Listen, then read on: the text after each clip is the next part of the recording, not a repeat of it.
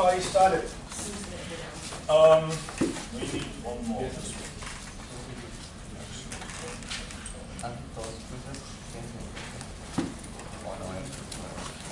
How are you doing? Morning, Doctor.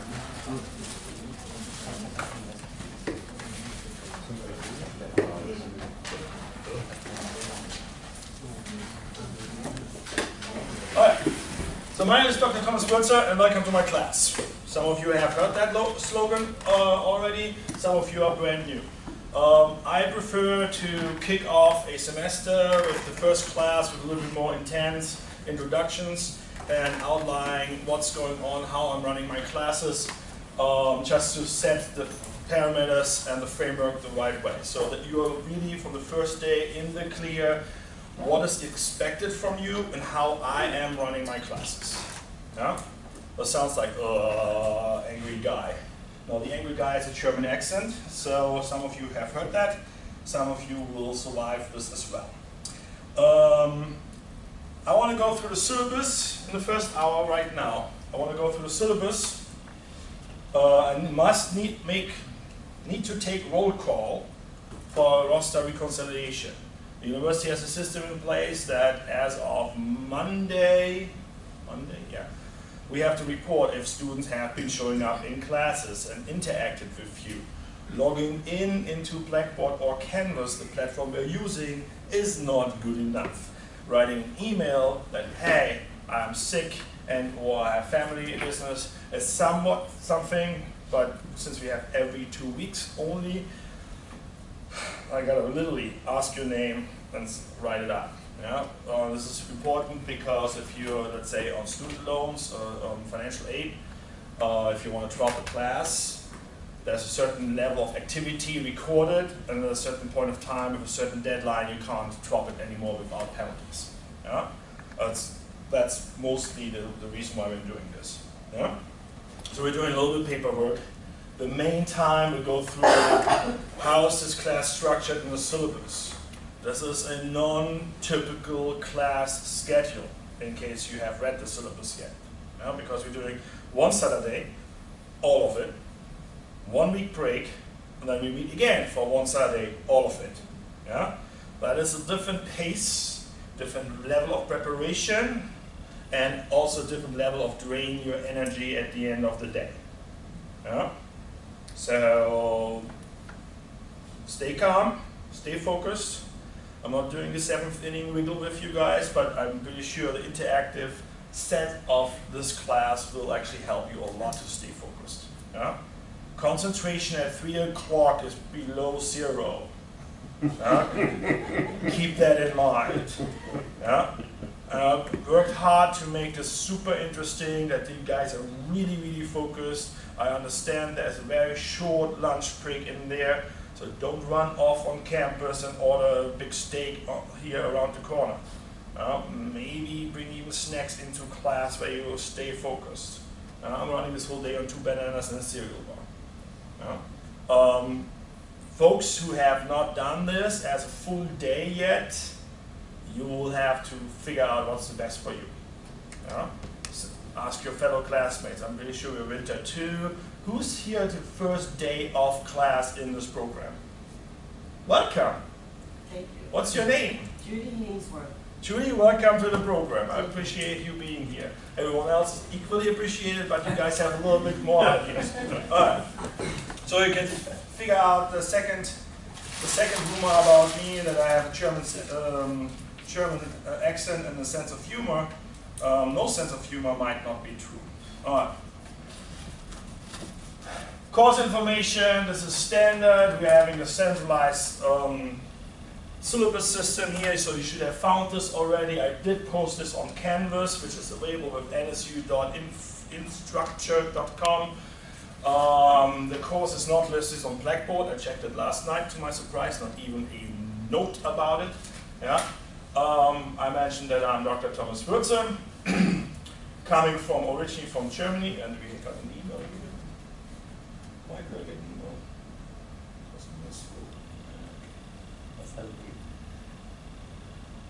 And originally from Germany, got my master's at the University of Delaware, PhD in Cincinnati. used to work and live in Idaho and enjoy teaching at North Southeastern University since 3 years now. Yeah? Depends how you count. The important part, how to reach me, is my email. This is my office phone number. I teach complex computer software. I'm technically challenged with my voicemail. Yeah? I am technically challenged with checking my voicemail. Let's say it like this. I actually have to look up the how-to guide every time I check my voicemail. So if something really important happens in your lives, please send me an email. Some of you have a personal cell phone number, shoot me a text. Preferable, shoot me an email. Yeah? Because wherever I am, on campus, off campus, yeah, I get that email. I had a student sending me last night a voicemail. Yeah? Panic attack about the textbook. Like email about a voicemail with the panic attack. Yeah? I did not check that voicemail yet. Because I was on and off and really haven't had the time yet in the last 2 days to sit down and check the voicemail. Sad. I responded within 30 seconds on emails on panic attacks. Yeah? So please, this is a formal contact number. Email is the best way to contact me. If you send an email in Canvas, it goes straight to my phone. If you send me an email with the regular system, it goes straight to my phone. Yeah? The only reason why I'm not answering, I'm out of cell phone reception. That happens maybe on a Sunday afternoon, and I actually might sleep. That usually happens between 2 and 6 a.m. Yeah? So I'm not responding at 4 a.m. emails. Just saying. You might get one at 4 a.m., but I'm done with work. All right, very important other part on how to find me, how to interact with me, how to get advice, help, etc. AKA how to reduce your panic attacks. I'm a big fan of the Hitchhiker's Guide Through the Galaxy, and it starts with do not panic at the beginning. Yeah? So breathe and do not panic. There's always a solution. Don't give up. Panic attacks are usually you're running out of options. Yeah? So breathe, and we find a solution. We saw this week with the book. We'll come to that. Office hours. I put a lot of energy into the success of my students. That also means if we teach computer software, I will have an office hour block in the computer lab. Yeah? I started doing this last fall, particularly because of the awesome Hurricane Irma, to give students a help to catch up. I'm sticking to that. I do 2 office hours Tuesday afternoon in my office. It's called office hours. Yeah? Gives the advantage that if you're a student in this class or the other class, or you have other issues you want to discuss, I can close the door. And you get the personal time you need if you want that. I do Wednesday 6 till 8 p.m. in the library, in the computer lab that runs our GIS, our 3D deprofiler, and our Argus Enterprise, and hopefully Developer on Monday. Yeah? I've been working for that for months now. So the reason why I'm doing this in the computer room or computer lab is some students have computers that work fine, some students don't. The computer lab works perfect. I can literally sit next to you and say, show me what you got. You come to the office hours, I can, if you're doing your work for Argus as an example, doing your work in the computer lab, I can still be in my office and take a look what you have done in the computer lab. That's the way we set this up. Wednesday, 6 till 8, computer lab. It's sometimes very lonely. I have like 2 or 3 students sometimes showing up. Or when the panic attack is high, 12. And that's really great because my dean appreciates the time I spend with you guys. Yeah? And again, you see there's a fine line between dead-end serious or deadly serious and humorous here. This is a learning experience. Nobody says learning is easy, but your instructors are here to help you and guide you through that learning experience. Yeah? So don't hold back in terms of contact, phone, email, and office hours. I'd rather have 10 people come to my office hours and really have to say, take a number, than 0. Because it's Wednesday evening. And the reason why I'm doing Wednesday evening is I know everyone here in the room has a life, professional and family life, but they're using a computer lab. And this is me coming into the computer lab to help you guys with any of the problems. And just because it's a computer lab, we can meet for Wednesday nights for this class as well. This is class unspecific. This goes for everything I'm teaching. Even if you have a question about, hey, can you write me a recommendation letter? Well, email or personal conversation. More than happy to do that. All right, all that said, how are we going to do this class? Well, it's 8:12. I'm glad that you found this room. This is the first time we're teaching in this classroom. It's a little bit bigger than the one we have downstairs. It has windows, so your 3 p.m. falling asleep might not work out because of sunlight. And we're testing a new schedule here, to be blunt and honest. We're doing a full day of one class. I'm teaching in fall, GIS in the morning, and site planning, land use planning in the afternoon. Yeah? So you get that half an hour stretch between the classes because it's computer lab and a room here. You switch your minds, you have a different topic, a different class, you're done with this computer stuff, and now you're doing the fancy site planning.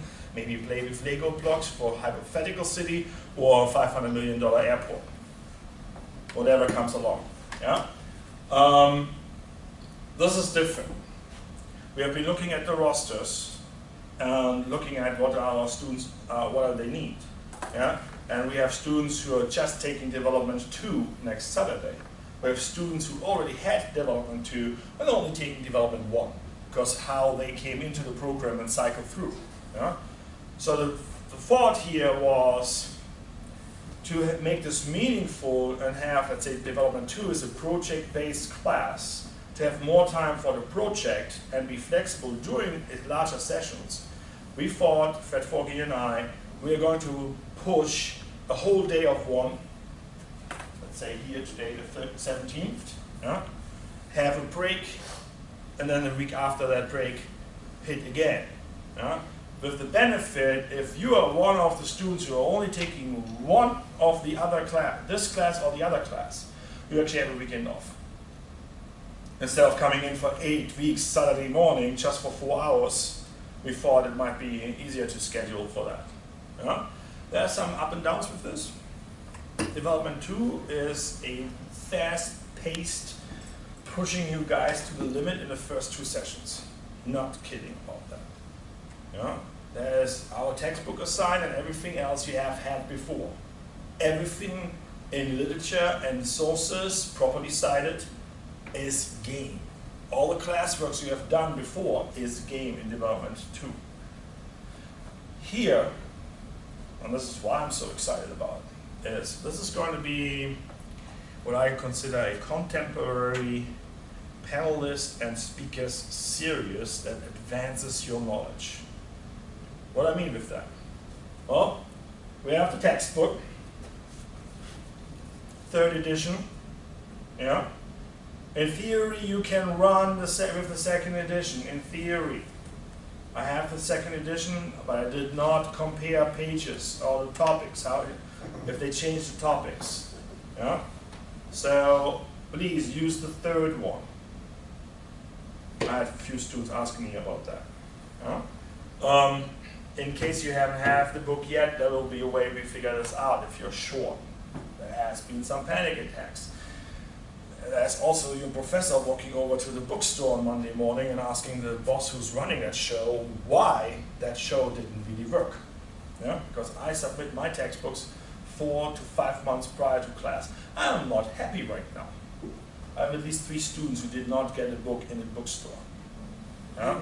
Hands up. Who did not get that book in the bookstore? 1, 2, 3. I ordered. Did not. Well, NSU bookstore. Did you physically or call them up or physically walk into the store, try to get the book for this class? 1, 2, 3. Plus 1 or 2 via email. Okay, fine. Let's get to that. So again, so you see on the class schedule right now the dates and the rooms. There might be a chance, like today, didn't see anyone yet running, that we have events. Unfortunately, those events are coming up short notice. Like literally, I heard of the event on Wednesday through a diving program. Yesterday I got notice, hey, there's going to be a traffic chaos. Yeah, not yet. Okay. Not yet. I'm glad that you're all here. Hey Carlos, how are you doing? So the course description you have seen on the registrar's office, pretty much what we're doing a comprehensive examination, but we're doing it slightly different. We are doing this class, let's go straight into the class schedule in more detail. Book, we talked about book. This is the important part here. So I have the date, I have the sessions, topics, and the readings and due dates. Yeah? So name those sessions 1A, 1 p.m., session 2, 2 a.m., 2 p.m. It helps me with the grading. Yeah? And you really can refer to which session, rather than missing out on a topic, you can actually communicate about that. All right. So, pretty straightforward. We went through the textbook. Fred Forgy and I basically said, okay, fine, this book is really a fundamental foundation for you guys learning this. Doesn't matter if you are in the business since 0 days because you want to be in the real estate development business. Doesn't matter if you start today with your first class, hi, versus someone who probably this is your last one, is it?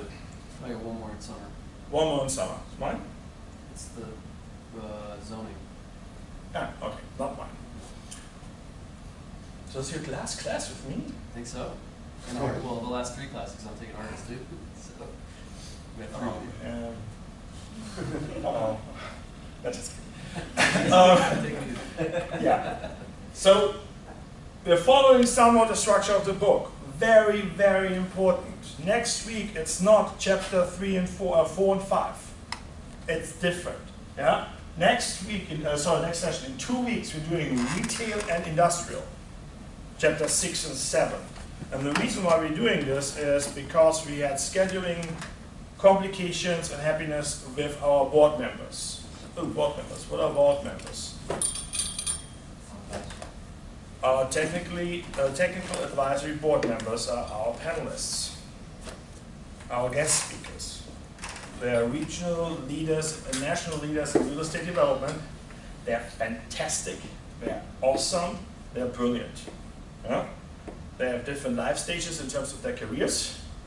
Some of them are in the second or third company they owned, bought out. Yeah? One of them is speaking today at 9 o'clock. So, actually 2, but they have different careers. So really cool, really exciting. That's the reason why you had an assignment due today. Yeah? Because the way we're running this class is you're going to have the textbook, question and answers, as preparation to the day you walk in as the subject expert for your assigned topic. Because you're talking with someone who's doing this for 20 or even 40 years, successfully, very successfully, yeah? And it gives you like a little bit learning curve, steep learning curve. I don't expect that if Diego is just the expert for one topic, that he will be answering all of the questions. But at least I have him somewhere on the books and saying, hey, land use regulations, what is a subdivision? He should be able to answer that in your own words. Don't go in like I had marketing classes when I was an undergrad and say, learn it and then cite what's on page 420. And if you're off with the citation, you're not getting points in the final. That's the reason why I ended up with geography major rather than business administration. So please take a look at that schedule. The way this works is for the next session, this session we provided questions and you provided answers. Yeah? The way this is built with the assignments is I will ask 13 of you to compose questions for the morning session. Those are 5 questions to the assigned topics. That means whether you get 2 or 3 or 4 topics assigned, submit 5 meaningful questions about that. Yeah? So in Diego's case, subdivision, land use planning, let's keep picking on my dear friend, that would be picking. No, Yeah. Are we friends? Yeah. yeah. We knew each other before he came to school. In Diego's case, land use subdivision or subdividing, he would ask, this basic simple question would be, explain your own words the process of subdividing in land use regulations. Yeah? Or, a little bit more complex, discuss the pros and cons of subdivision. 2 simple facets. Yeah? So I expect you guys to think through the topic, because you can ask extremely complicated or very simple, or something in between. You will see how complicated it is. Compose 5 meaningful questions for a topic you have been assigned. Yeah? Takes proper reading and then think about the question. But your reading will change when you are on a mission to compose questions.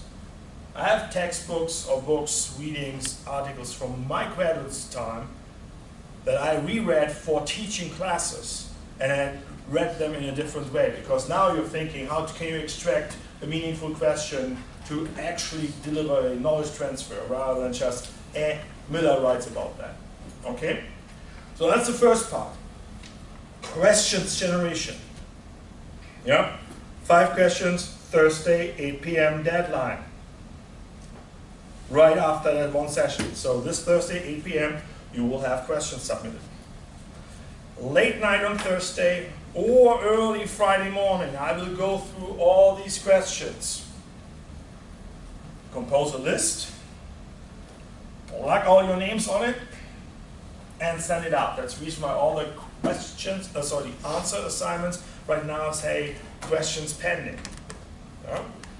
This is graduate school. I do believe that you're able to get 2 or 3 questions answered based on your textbook within a week. Or Friday morning till Thursday night, again, 8 p.m. Why are we doing the Thursday night, 8 p.m. deadlines? That gives me that Friday morning to wiggle around with the questions, and I can also go already through your answers a week later and potentially return feedback about your answers for that session that day. Yeah? So, let's say for the Saturday session on March 31st, you're going to have one Thursday with the Q, then you have the Friday, you get the Qs, and you have another Thursday for your answers, and then Saturday, you have class. Yeah? So you're stretching the demand for reading one chapter for questions, and then we flip it, and you have to answer the other chapter. Yeah? So if RJ is writing questions, let's say, on retail, he is going to get questions to answer for industrial. That means you need to go through both chapters. And you have been exposed to both major topics before you talk to 3 and 2, maybe 4 in the second session, guest speakers. And this is the exciting part. This means you are all equally prepared across the board with specific subjects experts. Yeah? So bear with me that you got an email about, hey, gotta be prepared for today. Yeah? Again, I don't like to come to first class and I don't even know what's my textbook.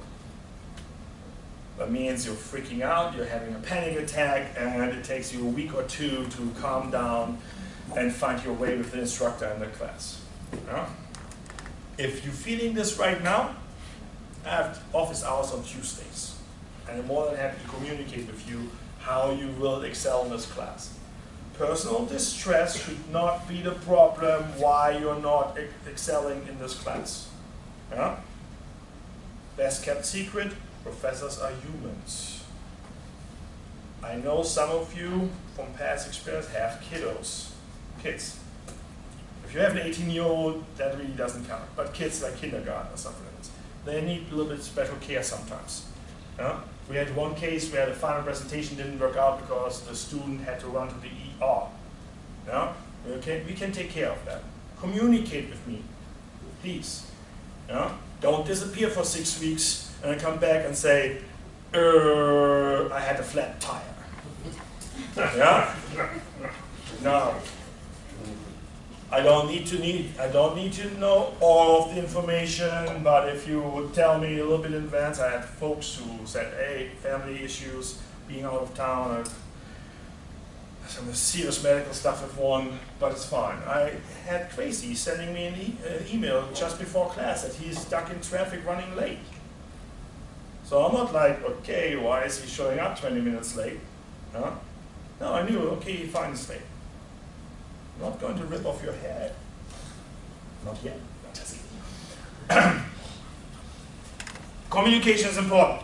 Yeah? That's also the reason why you have to write those questions the right way. Yeah? Own words. If you use other sources, even technically the textbook, properly citation, properly quoting. That means if you take out a sentence from the textbook, word by word, put it in quotes, put the source behind it. Reference list might be adequate if needed. Yeah? I'm cool if you go with the textbook. I'm cool if you just say Pfizer, page 20. I don't need the full citation for the textbook. We all know that. But if you go in and get, let's say, a Schwanke, with a ULI book for mixed use, I would like to know which one and which edition. Yeah? And I'm dead serious with this. I trust you guys that this is graduate school. If I ask for own words with proper citation, that you will use that. Going in and then basically bullet point right up of the textbook, it's not going to happen. Well, it does probably, a little, but it's not going to happen pretty much in a good grade. Own words. I understand that we have day one students and almost done students. And there's a different level of eloquence in writing for everyone. Guilty as charged. I'm a second language professor. Yeah? But I'm also giving the standard that if your second language professor is taking out the red pen and basically and say grammar and language is mediocre, I can judge that too, because I went through all these red pages myself. First page I wrote for my dissertation, still have to find it. It's completely full of red. Can happen. Again, somewhat human, don't bank on it when it comes to grading. If you cheat, if you plagiarize, copy and paste from Wikipedia or other pages. I will find that out. I've been really great in sniffing this out, just in reading answers. No, I'm not kidding. I'm serious with this. It's the worst that happens to me when I do grades. First level is student not doing well. Because I put a lot of effort in your work. And giving you a grade is awarding you your work's benefits and results. If I find out that you're grading, cheating, I'm literally going sentence by sentence, paragraph by paragraph, and I've done this successfully. And I will execute every policy this university gives. First rule, you're going to get an F on this assignment. Second, I'm going through everything you submitted in this class again, and we'll make sure that this was just an accident and not systematic. And then I will talk to the director, and then I will talk to the department chair and to the dean. I am not proud of it, but I have done this.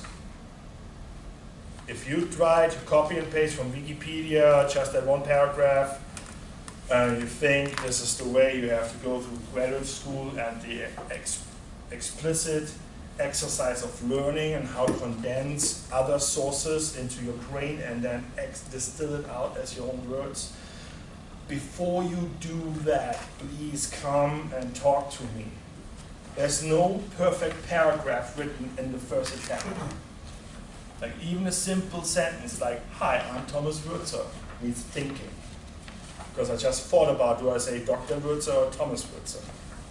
Yeah? Please. The questions or the answers you submit, I want you to write per answer about 250 to 350 words. That's a good paragraph. You will say, that's so much. But if you write in your own words, it's sometimes not even long enough. You have to, sometimes, depending on the topic, you actually have to shrink this down. But think about it as in a memo style in your own words. Like Diego knows everyone in this room has no idea about land use planning and subdividing. How would Diego explain that? And the mind-blowing question here is, what is real estate's development? It is asked in every class. It's adding value, building something on a piece of land. All right, he's almost done with this program. Yeah, I'm pretty sure next week, if I would ask him that, his question is different. The answer is different. Yeah, because he's like, this guy asked me already about that. Yeah, so the simple question about what is actually the topics of your class or the topics of your program, what is real estate development, can explode your mind. I completely got derailed in my comprehensive exam preparations. Yeah? 4 hours oral exams. After 4 years in geography, urban planning, the guys who helped me to study, that was the first question. What is urban development planning? Like, yeah, been here for 4 years, undergraduate and graduate, and now you're studying about this? This should come. If you have been seeing a question like this, you are prepared for a question like this because you started thinking about it. Yeah? So that's the reason why you work on those questions and those answers. Yeah? And a major part of this class, as you can see, are the questions design and the quality of those answers. And I do understand some of those questions you will produce, same way I did questions, a little bit easier, a little bit more complicated. That's the reason why I want to go through this vetting process and pick on that. Yeah? That's the important part. And then 4 answer assignments are heavy, but you can get a good grade with just that textbook and simple preparation. Yeah? I don't expect you guys to get 5 different other books to do mind-blowing work. I know one sure saw yours this morning. He actually put a colored graphic from a different book in there. Wasn't he? Yeah. I'm like, but okay. Wasn't really happy with what he found in the textbook, found something else. That's fair game. Small graphic and even the source underneath it.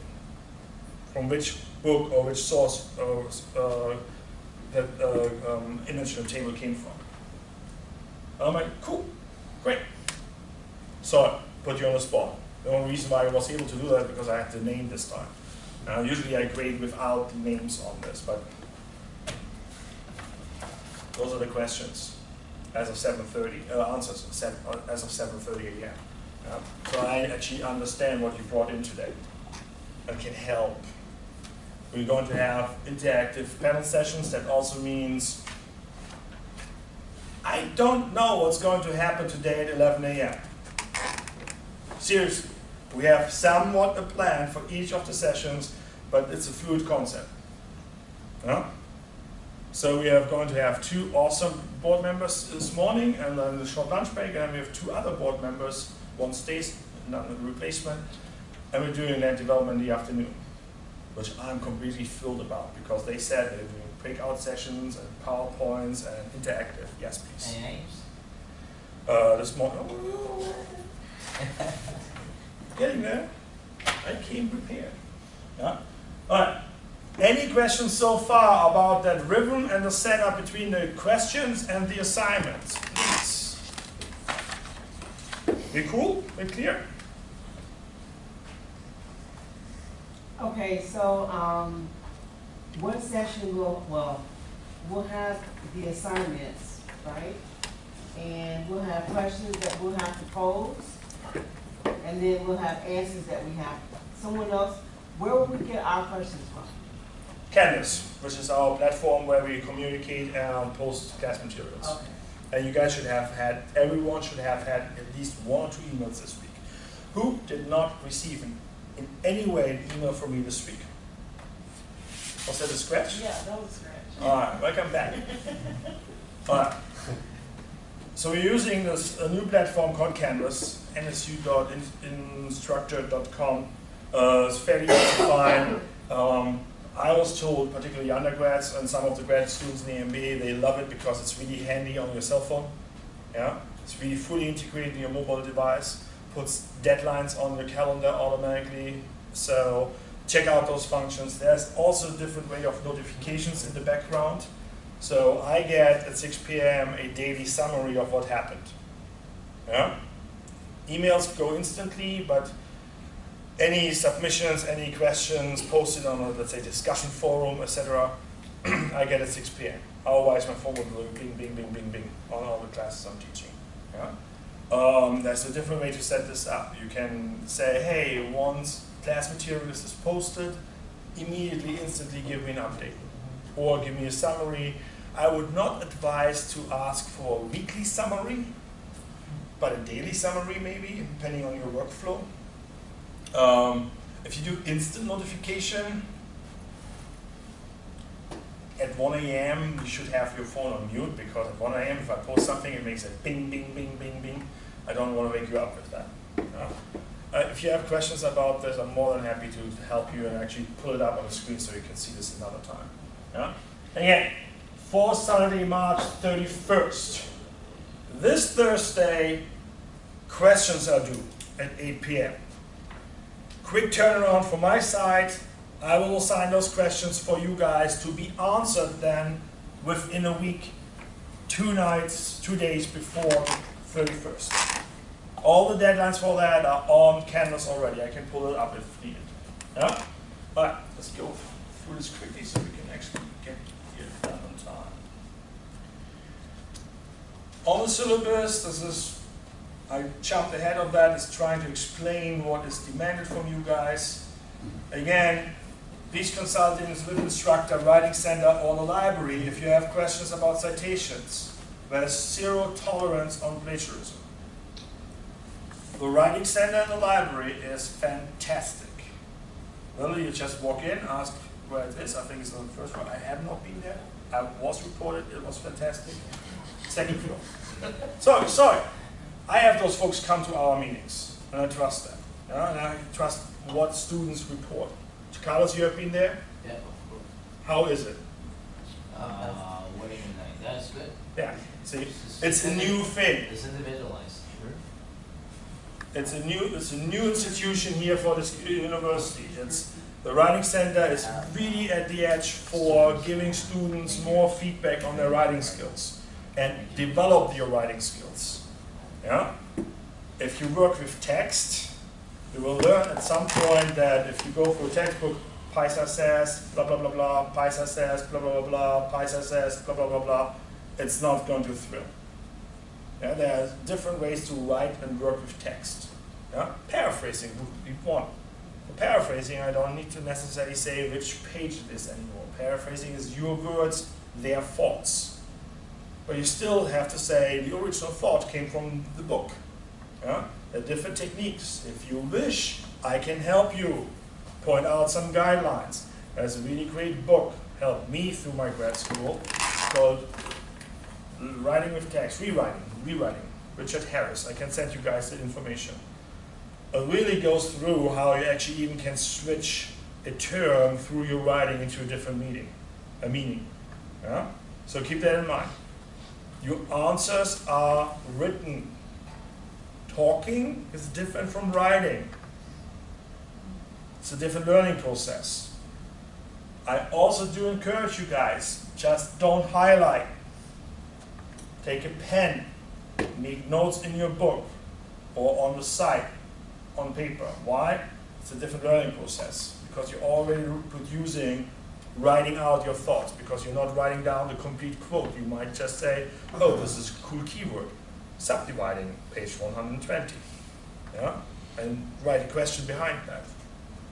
So it's a challenge, but it's an easy challenge to start writing well, or writing good, whatever grammar you prefer in this case.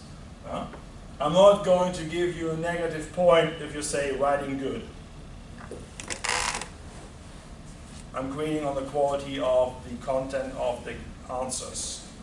Yeah? But I want you to understand that if you find different sources, let's say graphics, tables, tell the reader where they're coming from. Think about that in a year. You pull up your memo. Oh, where's this graphic coming from? Where did I get that from? Just for that purpose, present a quote. All right?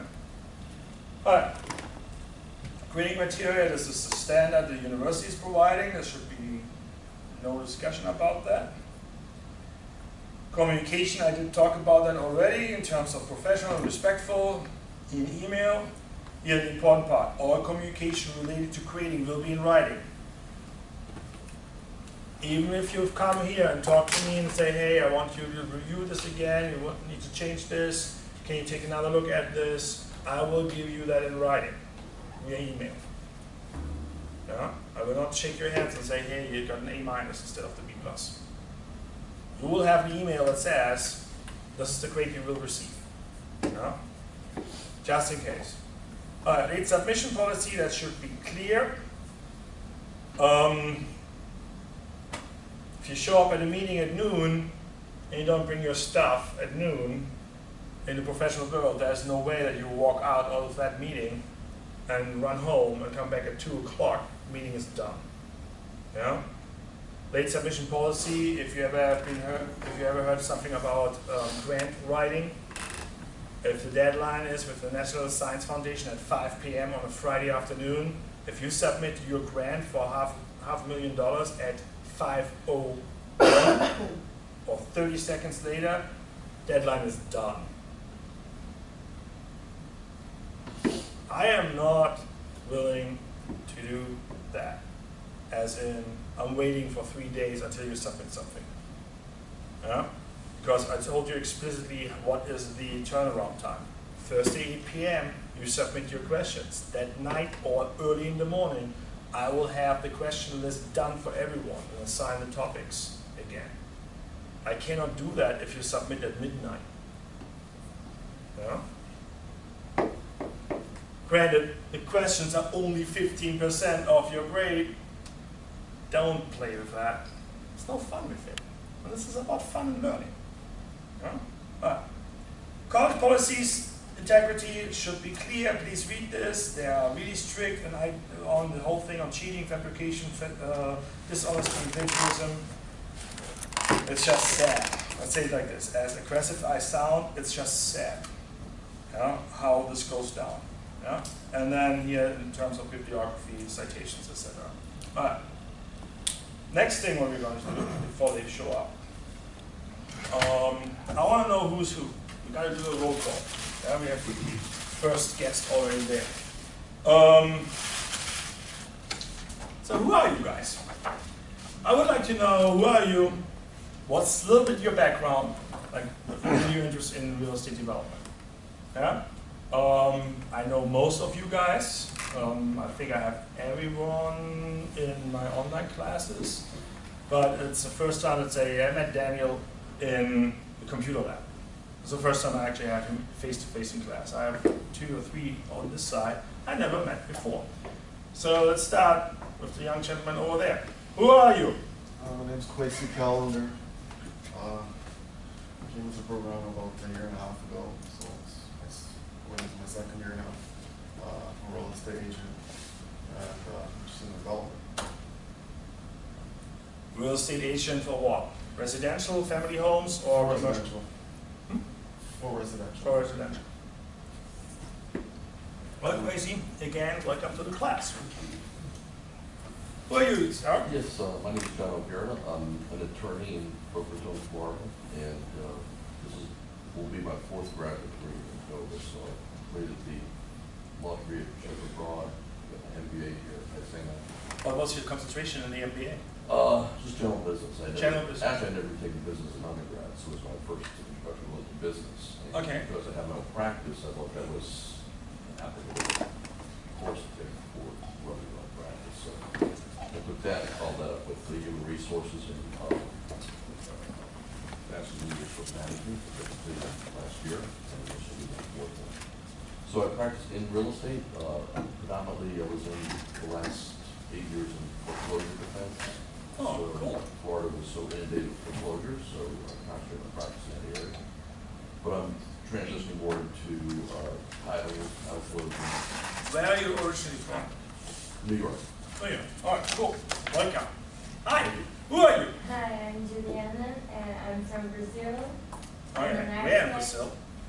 I'm an architect. And I used to work with urban planning, and my family really worked with development back there. So I'm new in this program. All right. Welcome. Where in Brazil? South Curitiba. Curitiba.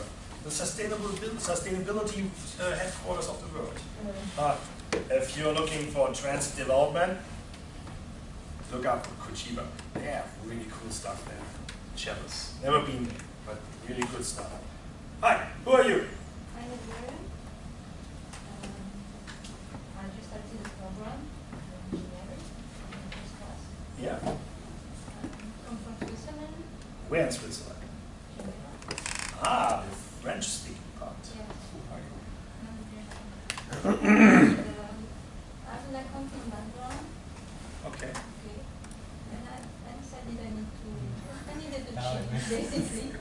And I thought that real estate is all over the world, and even if the law are not the same, like the principle may be similar, and it seems not boring. Really, everything is a new thing. It's a really fun thing. I thought that it would be like a nice change for me. Cool. That's Welcome. Our first day in class person. Yes. Hi. Hi, my name is Judy Hainsworth. I'm a real estate broker. I'm just interested in real estate development and perhaps even looking into the commercial side of real estate. And this is my first day in the program, completely. So it's going to be an interesting ride, I'm sure. I'm looking forward to it. Hi everyone, I'm Carlos. I'm halfway done with a master's degree. I'm involved in the mentorship program, doing mentorship with Marcus and Millichap. And I changed from pharmacy to real estate, which is, for a lot of people, is weird. And the reason I did this, just didn't like it. And this is a lot more fun. Hi. Hi everybody, my name is Sarah and I am a paralegal. I deal with homeowners insurance claims, so I deal with broken properties that have water damage or anything, sinkholes and everything. So I gained my interest in real estate development outside of what I do on a day-to-day basis, but dealing with the broken homes and everything like that kind of really just allows me to want to learn more in this industry. Oh, welcome back to my class. we had some special fun. She was picking on me all the time in the computer lab. So we're not going to maintain that, but we'll figure that out. Hi, how are you doing? Hi, well, I'm Fallon, district manager in real estate property management. So I have an office in Fort Lauderdale, and I just opened another office in Margate in December. So I'm just trying to bridge into either commercial or get into the real estate side of the company I'm working with, because they're developing a lot of communities around the nation. So, Yeah. What's the company? Housing Trust Group. Mr. Ed, how are you doing? Fine, you. I'm peachy, as always. Well, my name is Ed. I'm from Brazil as well. my entire life I've been working in real estate, and now I'm working here in real estate as well, multifamily, mostly real estate investments, and that's it. Alright, next one. Hey Evan, how are you doing? Good, how you doing? I'm good. How was your trip? It's good, yeah. Good. You know that Edmonton Oilers are playing tonight? Oh yeah? Yeah, they will go down. I'm a Toronto Maple Leafs fan, so I don't like to... Alright, fine. So, he's from Canada. The only Canadian hockey team, ice hockey team we know in Florida is playing tonight at the Panthers. So it's going to be a disaster. So as you said, I'm from Toronto, Canada. I moved here for the program in the end of August, and I worked in real estate development at a company back in Toronto for a year and a half. That's where I gained my interest and passion for real estate development and decided to pursue my master's. Great. Welcome back. Hi, my name is Woody Hughes. I work for Habitat for Humanity, and I do our land acquisitions, permitting, planning, design. It's a lot of work for one person, but you know we have a limited amount of money. I've been in the real estate field for 14 years, working for small real estate investment firms that were almost identical to this book. Small group, lots of consultants. You can make a lot of money in this business. However, consultants are your key. So I love the program. I love the facility, and I'm very happy to be part of it. There's one important thing he started out with. He works for what? Habitat for Habitat is, forgive me the French language here, freaking awesome. I actually did field trips to that construction sites for a construction management class. I'm not sure if Yeah, it's our firm. that's the way how you might have heard about us. But the team that runs that kind of organization is actually mind-blowing, fantastic. The work they're doing is beyond fantastic. Can't describe what they're doing on the social level to people in need. And it's a volunteer opportunity for everyone. So summer is coming up. We have probably no Saturday classes. Saturdays, his organization is banking on volunteers to show up, to help paint, put stuff around. I did paint. You have more professionals helping on the roofing, etc. Talk to this guy. I would love to see our students to volunteer one day, not just show up and say, tell me about it. No. Heisinger College, the faculty members are doing this, but it could be cool that the real estate students are actually connecting to a fellow student and doing this whole thing together. And I'm pretty sure if Saturdays are not working out, you're in Habitat, not the guys in Nairobi, that's where my friends were, will be able to organize, even if it's just for 3 hours in the evening. There's always work needed and hands that help with that work. So really like that. Hi! How are you doing, Andrea? Good, how are you? My name is Andrea Sayus. I'm from Montenegro, Europe. I've been in a program for almost a year and a half, and I'm almost done with the program, and it's been a great ride. That's it. Good. Hey, Diego. Hi.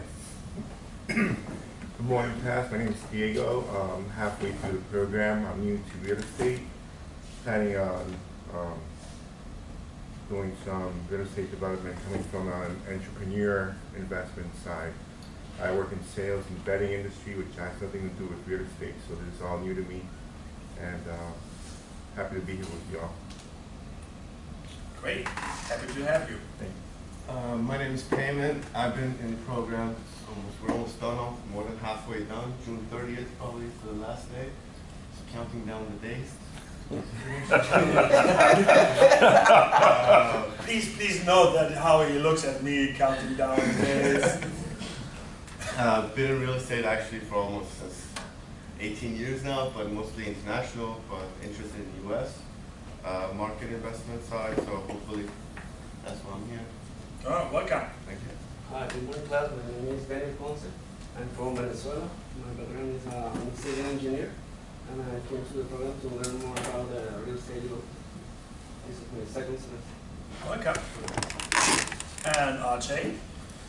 Hey guys, my name's RJ Klein. I am originally from Philadelphia, Pennsylvania area. Moved down here in July to start this degree. Just like some other people, I'm halfway done. I guess I'm interested in real estate development. In undergrad, I was finance, and pretty much all my friends were getting into banking and life insurance, and just didn't really quite do it for me. My dad's a real estate agent, so I guess that's sort of also why I have some sort of real estate bias. But in addition to being a student, I'm also the graduate assistant for the program, so I'm sure you guys get my emails all the time. And for someone that's new, I'll get you on the list. Also, if you are not getting emails from me, just let me know. I'll make sure that I get you on the email list. If you have any general questions about the program that these guys are too busy to deal with, just shoot me. We're not too busy, we just delegate well. Exactly, yeah. Just shoot me an email. I'll help you out however, any way I can. Also, if you're in the job market, please let me know. Let me know what you're interested in, that sort of thing. So I'm always actively looking. If I see anything that is maybe aligns with your interests, I can help you out. So anyone who's looking, let me know, and I'll keep my eyes out for you.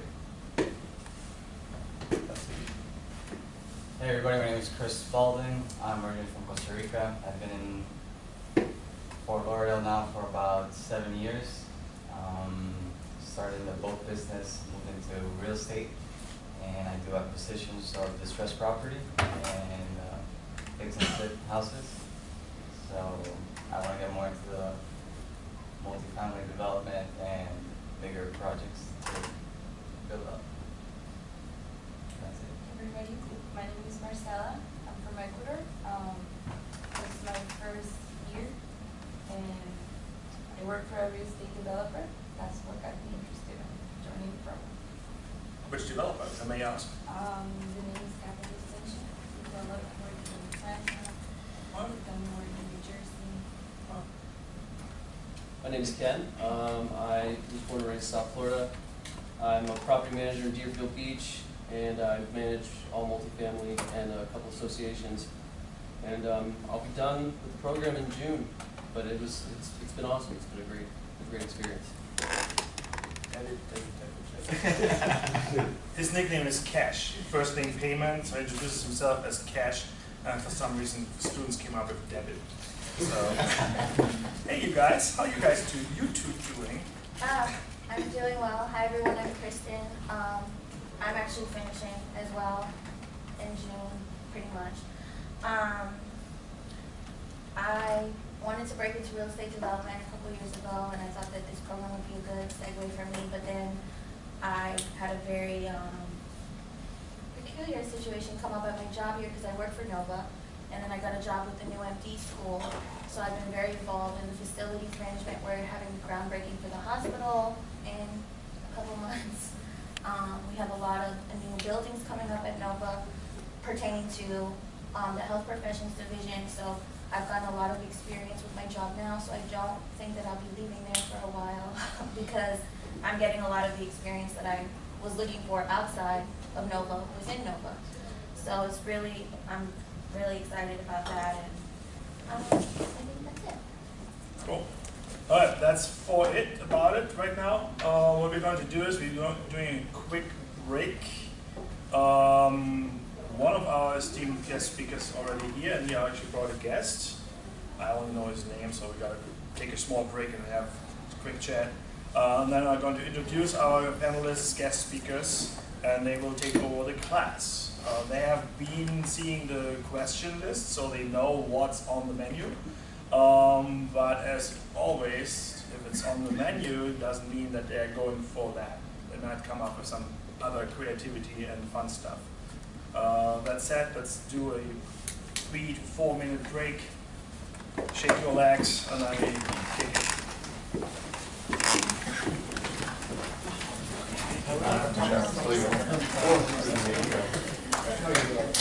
You have a late night? You got your hat down low? Yeah, I feel sick. Yeah, it's always a late night before. You know what? And the problem is the data's coming out. Oh yeah. Right now, starting so. So what'd you do? Did you take it? I had to go higher. Good. Are you excited or what? Yeah, I'm excited. This other group that interviewed me, see, I do love Habitat and they pay me well, but I'm gonna, I think when I get this report, I'll send it to you. You think? It's an FYI.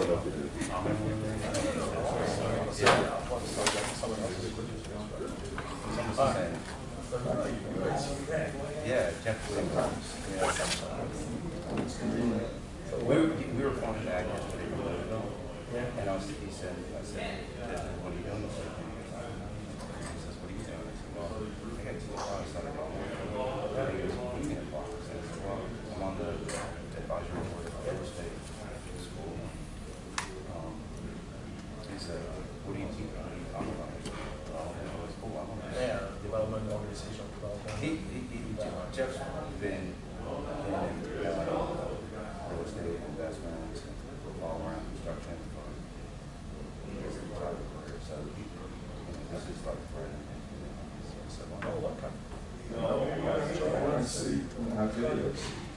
I'm not that good, don't worry. It's going to be fun crowd. Tony Trello was supposed to bring me some presentation slides and PowerPoint and all that other stuff. Where is he?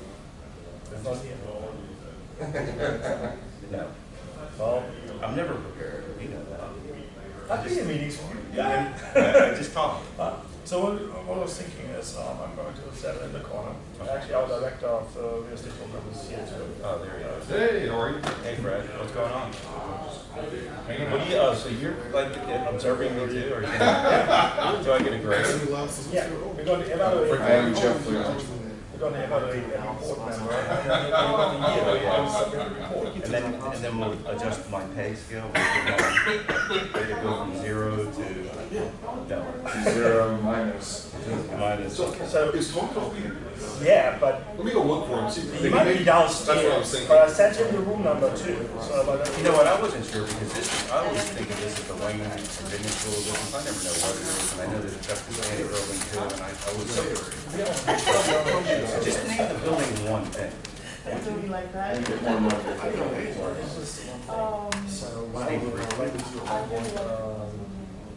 Terry Stein School.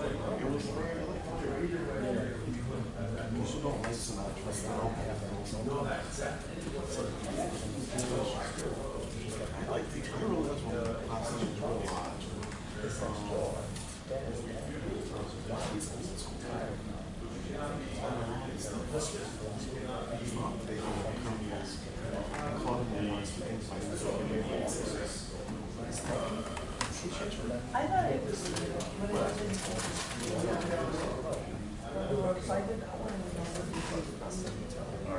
Because this is different, this room is different. You know what the problem is? He's trying to drive me in and stuff, and I'm not that.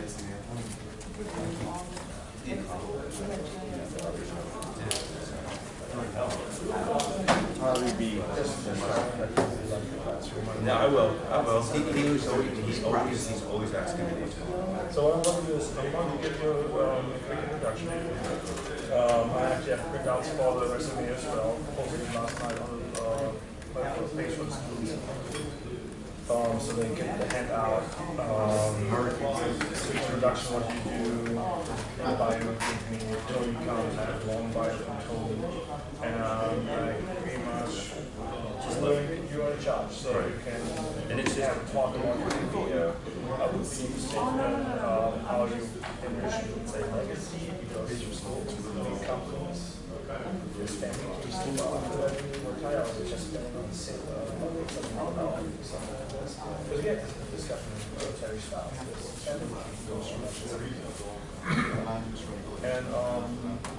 but I thought it was still the culture. You're going to make me talk for how many hours? Tony's downstairs, by the way. Okay, good. So there's enough time. I got enough time to talk about everything. Yeah. I expect the students to come in live.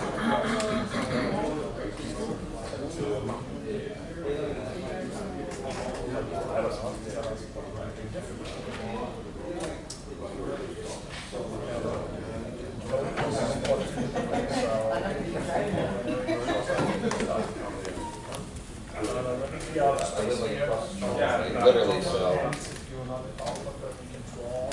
Obviously, if someone lives further away, it's more difficult to do that, but.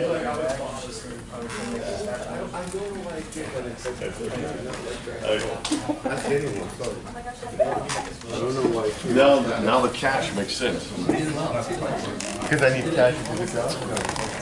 I need to make it up. Well, no, I really do not have no. Sorry. Don't work on your shoulder. That's the reason. That's the last time I played.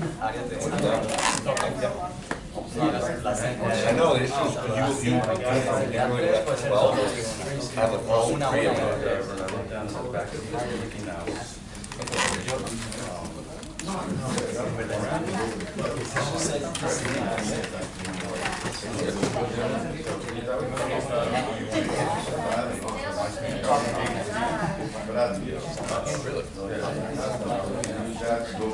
On the course,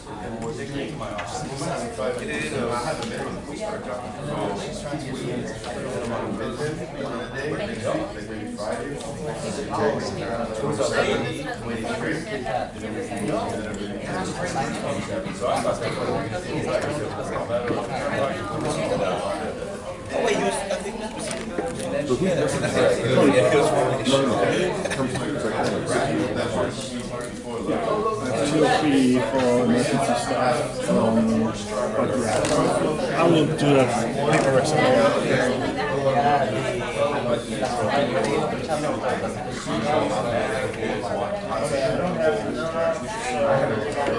Oh, yeah, she's pro.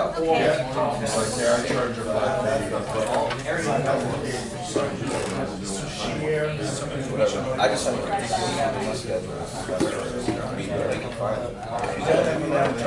it's just quick information.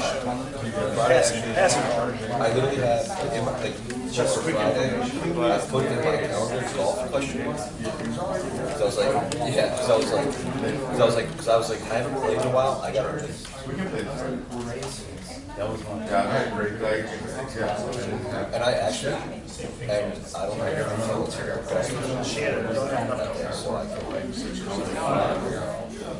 I put it, because I was like, I haven't played so much.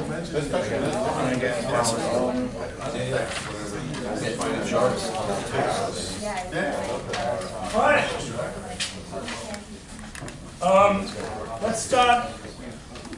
We're missing one of our guest speakers, but there's enough time to actually start with the introduction of the first one, keep this class going.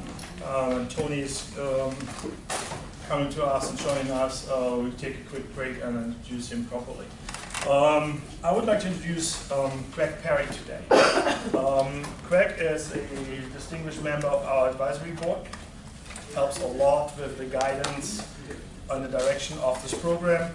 I have a few print copies of his short bio he provided for this class, and it's also available on the course website, so every guest speaker will pop up there. And I would like to introduce him as the president and founder of Centerline Capital Advisors, a diversified real estate investment company specializing in land and income-producing assets. As the president and founder of Centerline Homes, Perry's initial focus was on single-family residential properties. This was the core strategy until 1995, when the focus shifted to high-profile residential locations, custom home building, and commercial development. Yeah? And he shifted multiple times over his career. To jump ahead a little bit, Perry was the president and founder of Carry Phone Cellular, a cellular phone rental company. He managed his startup company through its early stages growth in a national organization. And then in May '92, he managed the sale of the company to a public telecommunications company and called it the post-sale transition. So already that small paragraph shows you that there is no typical development career path for a real estate developer. We're all hopping around a little bit with different backgrounds. And to jump ahead, because you have it in front of you guys, and electronically and in print, Perry is a graduate with a Bachelor's of Science degree in Accounting and Finance from Florida State University and became a certified public accountant the same year. One information that is missing on this, you're also the board member, university board member of Kaiser University. Yeah? So he is involved in higher education at different levels and is very, very enthusiastic about that. And I'm really delighted to have him here as a guest speaker and panelist. Yeah. The other guest speaker, also a distinguished member of our advisory board, is Tony Tretter. Some of you might have met Tony before. I had him once in my class for advanced site planning. Yeah. Equally long, equally impressive resume. I would like to point out a few highlights. Those two guys are here to talk about their careers, land development, particular actually about real estate development and how you organize development processes. So if I miss a few points in your careers, please feel free to chime in and correct.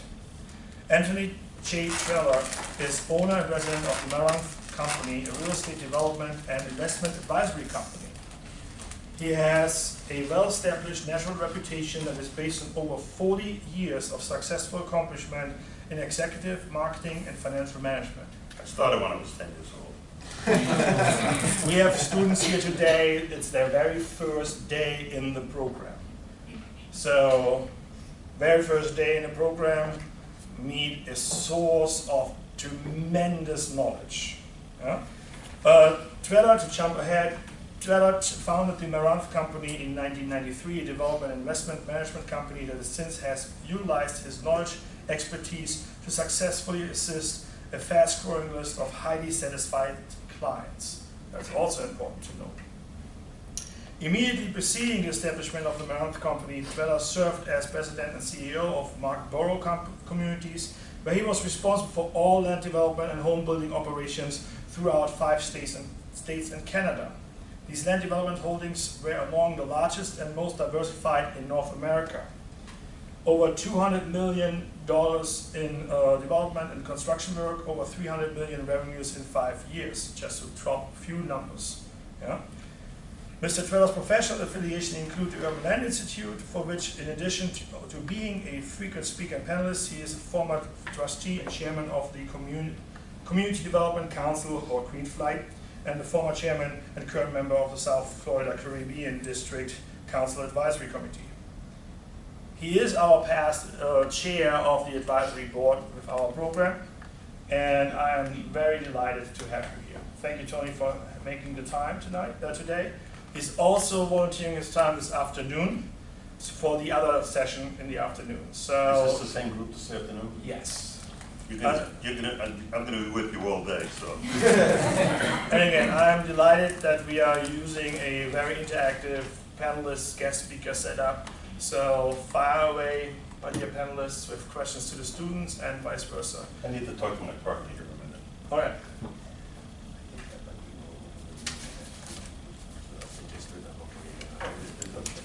You got it all memorized? No. Oh, okay. I was just suggesting that we hear your names and what you're doing, but I guess when you're late, you're late. So I was late, and I apologize for being late. I thought it was supposed to start at 9, but okay.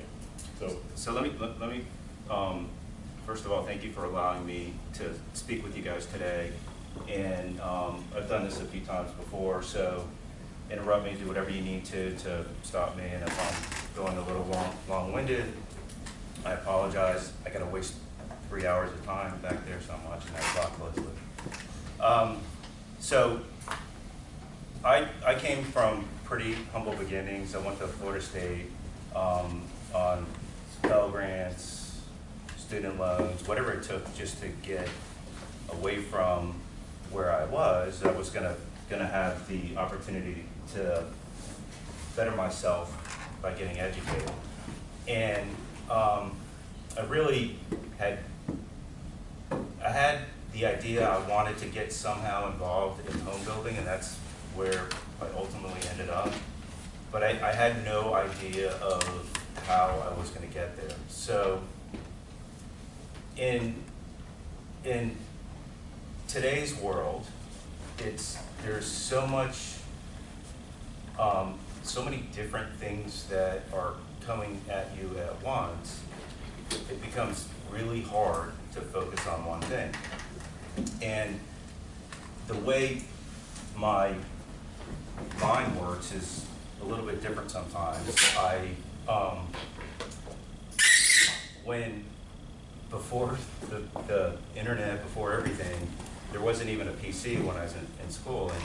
In 1983, Radio Shack, which doesn't even exist anymore, came out with a student program where you can buy a personal computer. I went to this little seminar on it, and I thought, man, that thing is a pretty cool product, and it did this thing called Lotus 123, which was the spreadsheet of the way back one day.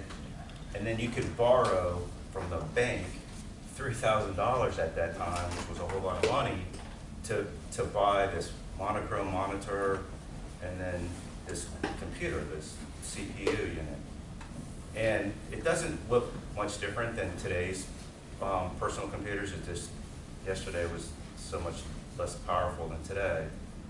And I thought to myself, okay, I'm playing with this computer. I'm not sure what I'm going to do with it, but I really couldn't figure out. It bothered me that I didn't understand how it worked. So, like within a week, I took I took everything apart of this computer because I needed to understand how this thing worked, and then I put it back together again, and then I took it apart again, and I put it back together, and then I learned how to program it, and I don't remember what the database language was, but I just kind of found it a little bit fascinating. And real estate development is almost the same as taking that computer apart.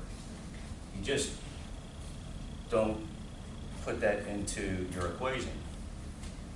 And with real estate development, you're taking a very great step by getting a master's in that field, and it gives you a leg up on most other folks. But what it doesn't do is give you the expertise, the training, the knowledge, and everything that you need to know in order to get from where you are today to becoming your own successful developer. And maybe I can share some of those experiences that I had with you as an introduction to it, so that you can understand at least where I came from, and then you can ask me any what kind of question that you would like. So,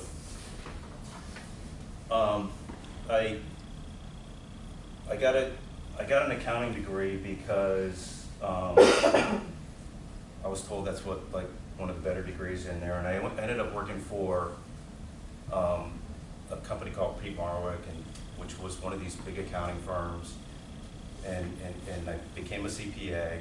Never practiced being a CPA, but passed the test. And when I was in that organization, the reason I had chose to go to work for them was because they had a lot of home builders as clients, and there were some companies that are gone today that they were in doing the audit for, and then they audited Lennar, and they put me on the failed SNL and the HMO group, and I kept asking to get switched into real estate, and so they said, no, we're not going to do that. And for my goal was never to stay at Pete Marwick. I looked at that organization pretty quickly, and I said, you know, it's a pretty mediocre place. The people that don't understand what they're doing or are not very competent get let go. The people at the top get taken away by clients, and it's this middle group that ends up running that organization. So one of my managers left to go work for a commercial developer and asked if I would come with him. I said, yeah, I'm coming. So I go to work for this commercial developer, and the first thing they hand to me is the income statement, and ask me to find where they can cut their expenses because they're losing money. And then we look at it, and first thing is usually payroll, and that was their biggest expense. And I thought, this isn't a good start to my career at this company. So, and then the next assignment I had was, let's find assets that we can disposition ourselves of. So I said, oh boy, I'm really in trouble at this place. I want to learn something about commercial real estate, and I'm not learning anything other than trying to cut back on their assets and expenses. And so I quickly realized that that wasn't going to be for me, and so I left that organization to go work for a home builder as the controller. And I'm still pretty young at that point. It was 2 years, 3 months after graduating and into my career. And this was a small home builder at the time that had great vision, and there were 13 of us when I started, and the opportunity and the market just really took off at that point for new home construction, and he was at the right place at the right time. So what that provided me was the opportunity to set up all these different departments within his organization. I worked through all the banking problems, and at that time it was called the Resolution Trust Corp, and these were all the failed SNLs and banks that were getting taken over, and we had loan problems, equity problems, every problem you could possibly have. And but we were selling a lot of homes. So we went from a company that was 13 people in no departments to a company that was 100 people, and I think we had 6 departments, and I got to set up each one of those 6 different departments within a very short period of time. I think it was within 3 years. And so I thought, you know what, if this guy can do it, I probably can do it too. And but I had also, on the side, started a cellular telephone rental business, because back then the cellular telephone industry was a lot different than it was today. So when cell phones were not in everybody's hands, and they had these big, they used to call them the brick cell phones. It was a Motorola 9000, and if you went to another area, it was called roaming, and roaming costs $5 a minute or whatever the case may be, and the carriers would charge you excessive rates. So I came up with this idea where, why couldn't we just buy phones in Miami, rent them out, instead of the carrier charging $5, we're charged $1.99. And it took off. It took off pretty quickly. And then I was, and again, I'm young, and I'm sitting before a guy. This guy's name is Chuck Egan. He owned Alamo Rent a Car. It was a private company. And I said, you know, let me try this out. I'll pay you a commission in your car rental agency, and it worked, and it worked really well, so that he came back and said, hey, why don't you go national with this program? I go, oh, that's interesting. So I said, all right, I'm gonna do that. So we started opening it up in different cities, and we got to the 12th city, and I knocked on every bank store, but I'm a 27-year-old kid knocking on a bank store trying to convince them to lend me money in 1990, just not a good time to go do that. So I said, you know, I got to give this thing a shot. I went back to the home building company, and I said, hey, you know, this thing is really, and I was always upfront with them, and I said, this thing is really taking off. I got to leave to go run this and figure out what I'm going to do. So now, you know, I'll help you out any way I can. And so I left. So I left that company, and I went to go run the home builder. I said, I got to get financing for this thing. Maybe it's going to work, maybe it's not. I'm not sure. So I banged on every possible place I could. I came to a company called People's Telephone, which at the time was a public pay telephone. I don't even know if they have pay telephones anymore.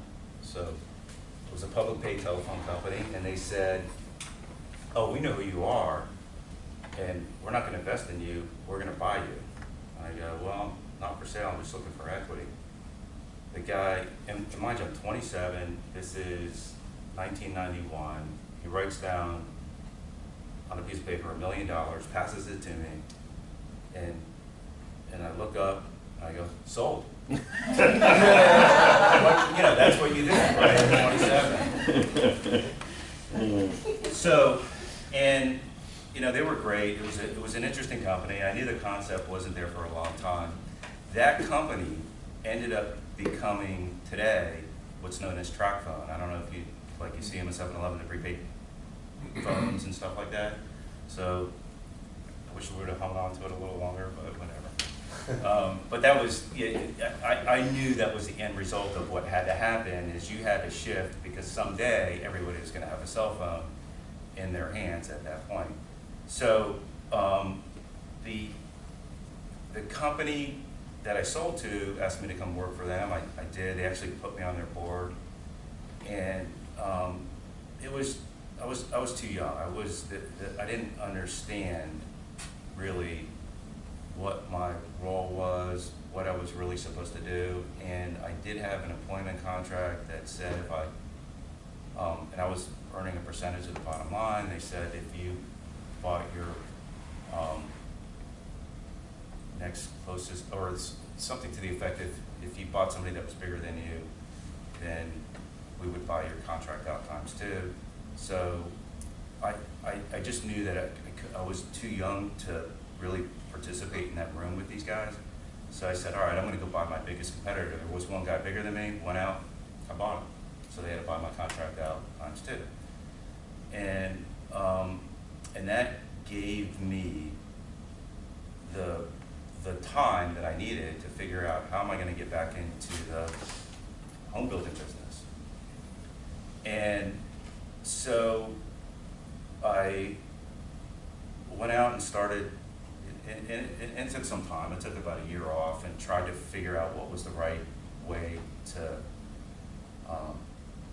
get involved. And I happened to find the right piece of property. It was smaller. It was fully developed, entitled, ready to go. I could build some houses on it. I figured now I've never built a house. I just had, at that point, been working for a home builder in the corporate office. So it gave me a chance to learn how to design the homes, build the homes, and then sell them. So that was a great learning experience, and it happened extremely quickly. And I had sold that community out. That was supposed to take, I don't remember how long it was. It would take a couple years. It was sold out in 3 months, and I said, "Oh, this is easy."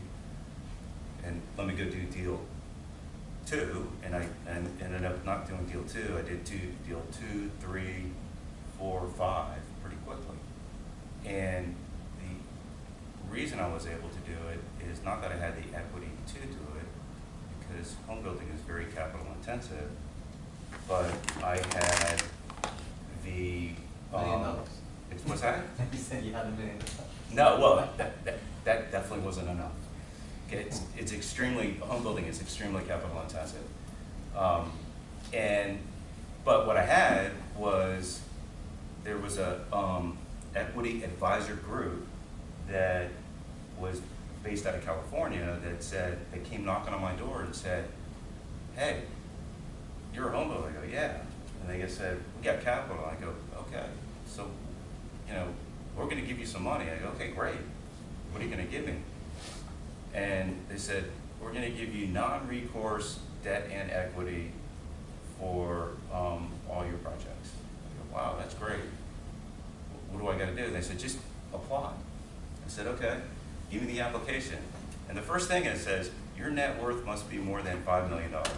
I call them back, I said, thank you, but no, I can't do that. And they go, why? And they said, because you got your very first line says you got to be worth more than $5 million. I said, I'm not worth 2 cents. I don't really know what I'm even worth. So I'm not doing this deal. I can't do it. And they go, no. Scratch that line out. And I said, okay, scratch the line out. And they start lending me money, both debt and equity. And Which home was this? It was Hearthstone. Oh, yeah. Yeah. So, and sure enough, everything is all there, ready to go. I'm thinking, okay, all of the developments that I've done so far were either handed to me ready to go, where the land was already approved and designed and engineered for a product, or it was fully developed. I'm gonna go out and I'm gonna do my first development deal. So that was my introduction to the development. And I'm not gonna do, and at this time, probably the biggest community I had built was maybe, I think I built one that was 142 units.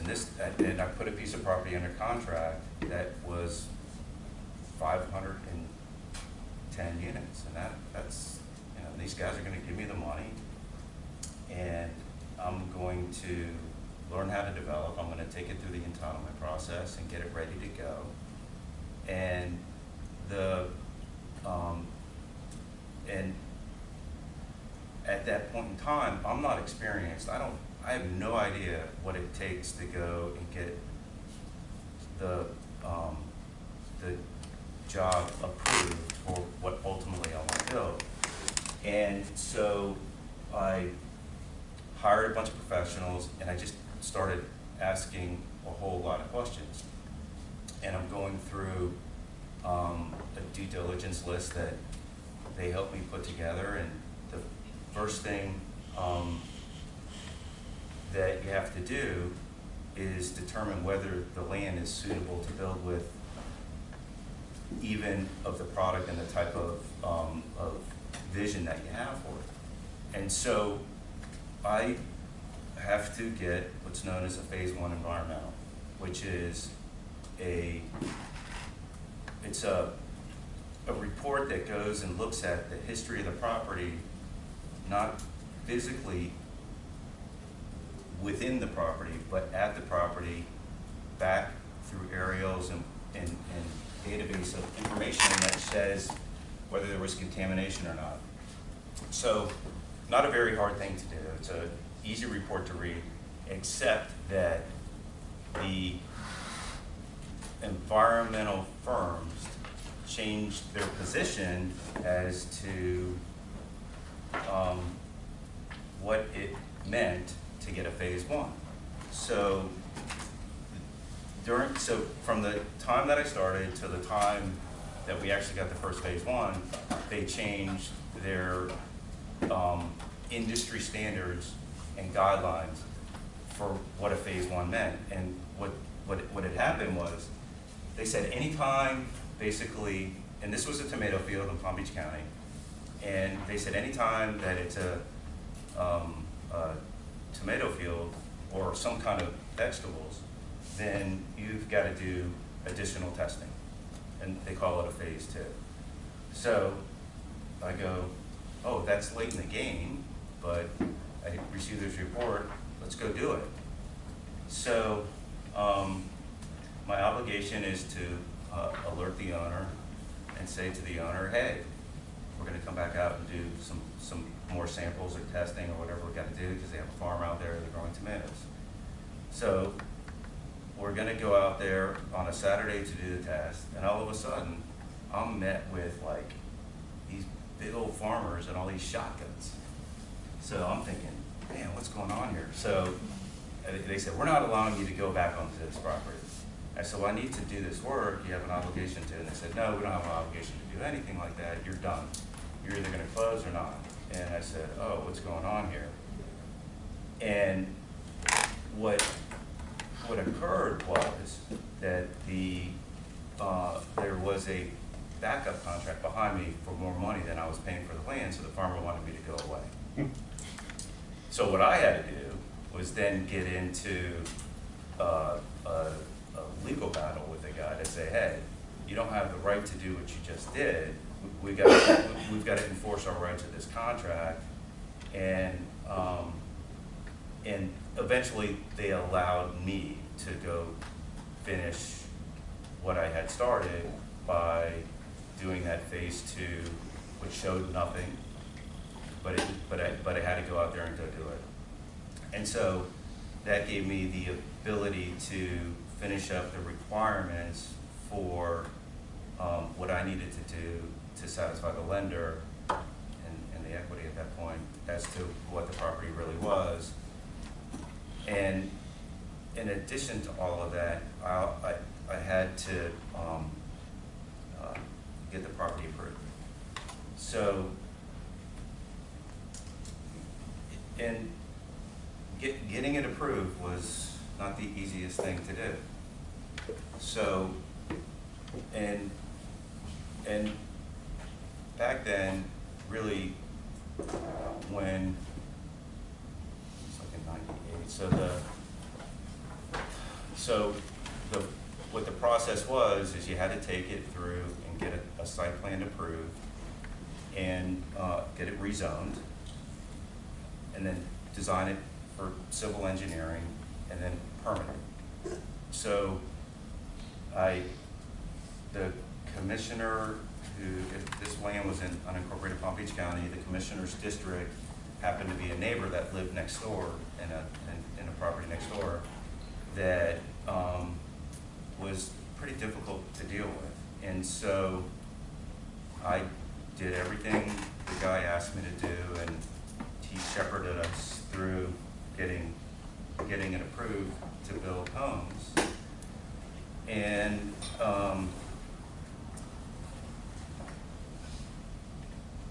then I ran into my next challenge, which was the owner of the land made the decision. There was about a mile-long road that ran the property. So I was under the impression that this mile-long road, it was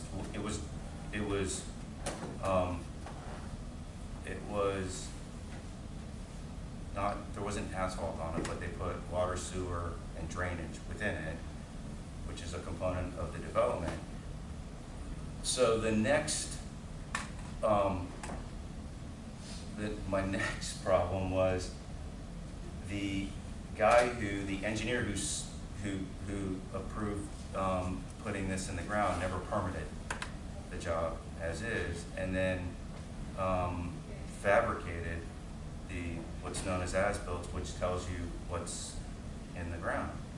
So I thought, oh, this is going to be interesting. So I spent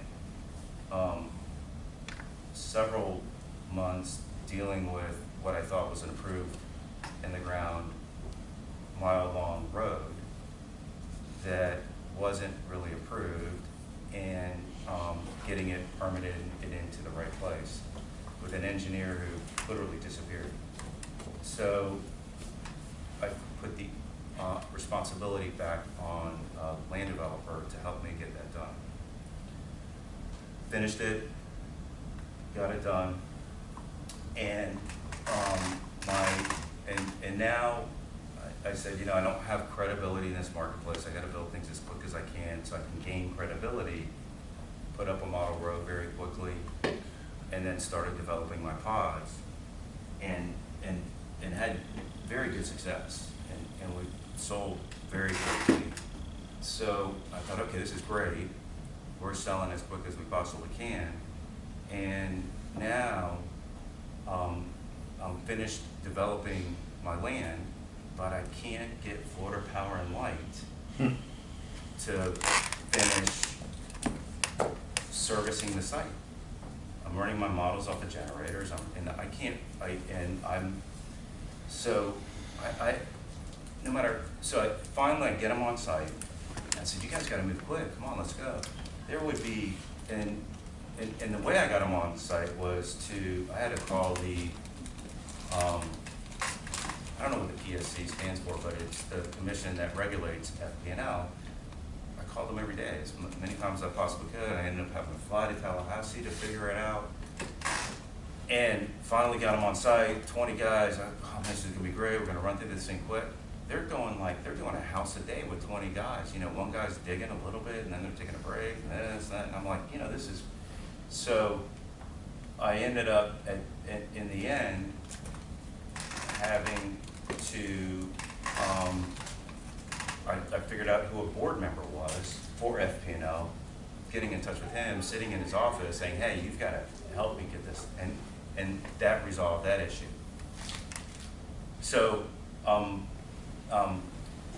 working through all these challenges, and I come upon my next one, which is this group out of California, Hearthstone. This is in now it's early 2000. I get a letter from them. We're no longer going to be in business in Florida, so we're stopped funding you, and we're taking over the project. That's, that's interesting. And so I call them up and I said, what are you going to do? They said, well, they were having their own challenges, their own difficulties. Their fund that they had represented to the California Teachers Pension Fund, which is the largest pension fund in the world, said we're not funding you anymore unless you start returning our investment in doing a better job and showing us what you're going to do to make that happen. Hearthstone came up with an idea. They're going to buy into a Detroit builder and bring this guy down to Florida and have him take over all the Florida jobs because he's going to do a better job than me. Or all these, and it was not just only me, there was a bunch of builders that were involved. So I meet with this guy, and and he's excited because he's a Detroit guy, he's going to become this national builder. He's going to build in Florida. And I said, oh, so what do you do better than me? I said to this guy. And he said, no, you run a good organization. We'd like to hire your employees. I go, okay. And I said, so I was told that you can buy much better than we buy. And he goes, no, you guys buy great. We want to use your vendors to buy all of our other stuff. And I said, oh. And I said to them, what's your plan? He goes, well, we're just going to take over. I go, okay. And I just got up and I left. And so I went back to that group and I said, despite all of the delays, we're ahead of plan, and this guy's telling me he can't do better than I am, and I don't quite understand why it is that you have the ability to put me in default. And they said, because you sell ahead of plan. I said, I never heard that before.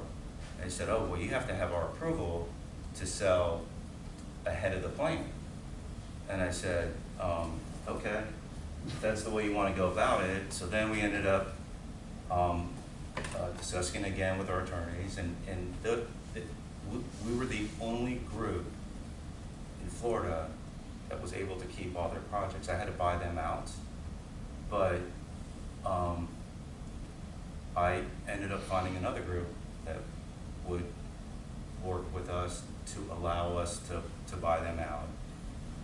And my point about this whole thing, and going back to the computer side of it, is that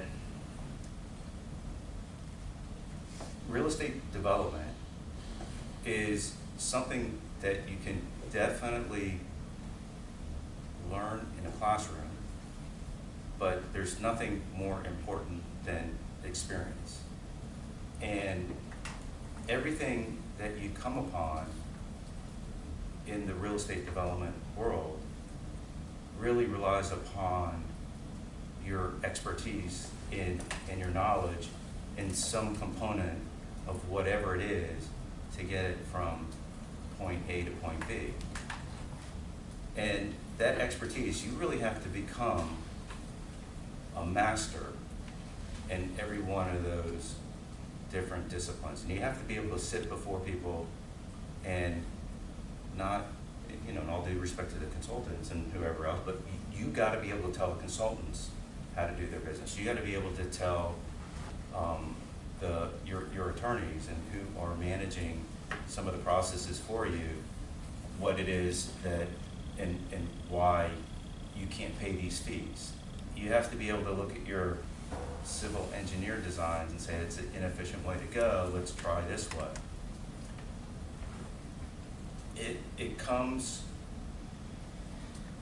a lot of that over time. And where I now became really, not doing like any self-promotion on myself, but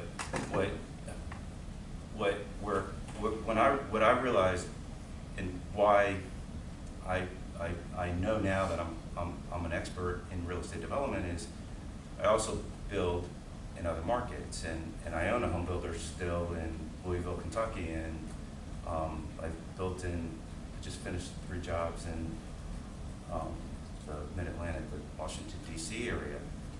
What happens is, if you become that expert at whatever industry within real estate that you choose to go, whether it's commercial, residential, office, industrial, you can do farming, whatever, you can translate that from one to the other.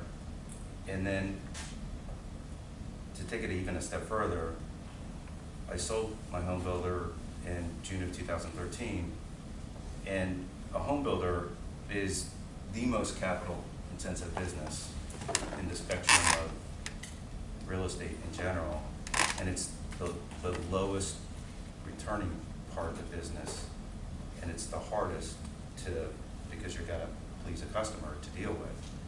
So what I learned through selling the company, thought I was gonna retire, being bored, all right, I'm gonna get back into it again, and is that it's nothing more than an investment, and how you get there determines what kind of return you get on that investment, and how you get there is just the knowledge that you have. And so coming into the master's program and getting the training on real estate, I wish I would have had that opportunity rather than to make all of these mistakes that I made along the way.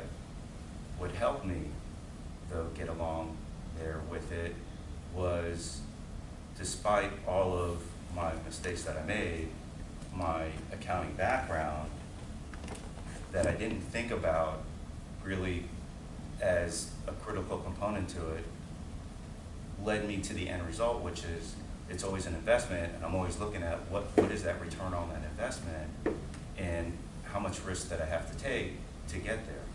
So for me, in sitting watching you guys do it, I think that your energy, your effort being put into the program is fantastic, but what you really need to do is take that energy and effort and then go experience it and make mistakes. And the hardest thing to do is make a mistake, except if you're not making a mistake, you're not making a decision, because no matter what you do, you're gonna make a mistake. And it's very hard it's very hard to make a decision, because decisions are just, it's gonna cost you something. And what then you realize is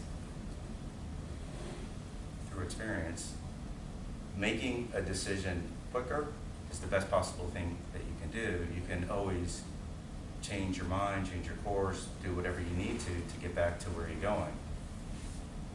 So not only do you have to make a decision, you also have to convince a whole lot of other people to make a decision as well. And so government, which is which allows you to do what you need to do, is inefficient at making decisions, and there's a reason why. Because a decision can mean a mistake. So in government, if they don't have to make a decision, then they're not making a mistake. So they're going to take their time for as long as they are allowed to take to not make that decision. So you have to be able to convince somebody to make a decision.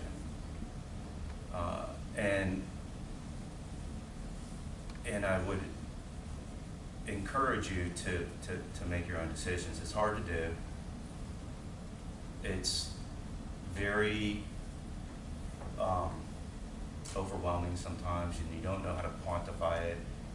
But I can promise you making no decision is much worse than not making a decision at all. So with that, I'm going to turn it over to Tony and tell your thing. Well, I was always impressed with your track record. You know, trying to figure out where best to jump in here following Craig's presentation. But I'm going to run parallel with some things he said, and I'm going to be on another track on other things he said. The interesting thing about real estate is, which he mentioned, it is very big and it's very complex, and there are a lot of moving pieces all the time. And different people take different approaches to how to handle all those moving pieces. I might agree with Craig, he might agree with me, or sometimes we disagree. That doesn't mean either one of us are wrong. It's just, there's that kind of flexibility in making decisions and so forth. Let me just go back, way back, and say that I came from a very humble immigrant household, second and third generation Italians from New York City. Hard-working parents, not educated. Only thing they could offer me was how to be a good human being. But they were not in a position to offer me any advice on what to do in life. In fact, my father's recommendation to me was to become a New York City policeman because it represented a stable job with a pension, benefits, and so forth. And in his mind, that was really something. He wished he had that. But that wasn't enough for me, and I had other drives. But I didn't know what I was doing. I was wandering around as a teenager. So I joined the Navy when I was 17, went away and hid for 3 years on a ship, and came home, and by now a lot of my friends were deep into college, and I was nowhere. And so I started, and somebody said, well, you know, you ought to work in an accounting department or a finance department, because those are usually pretty steady jobs. So I got some job in some banking company as a clerk, and I started going to school at night. And I went 5 years, 4 nights a week. I don't know what drove me. If I had to do it today, there wouldn't be enough money in the world to do that. But there was some inner drive, and 5 or 5.5 years later, I got a bachelor's degree in accounting, like Greg had. But I realized by then I really never wanted to be an accountant. Started going to graduate school, and in the process, I got hired by Pfizer, the big drug company, but I was in what they call their consumer product divisions, and I guess I impressed them pretty quickly, and they put me into an executive training program and a position really that I really shouldn't have had at that time because I really didn't know enough, but they were encouraging me.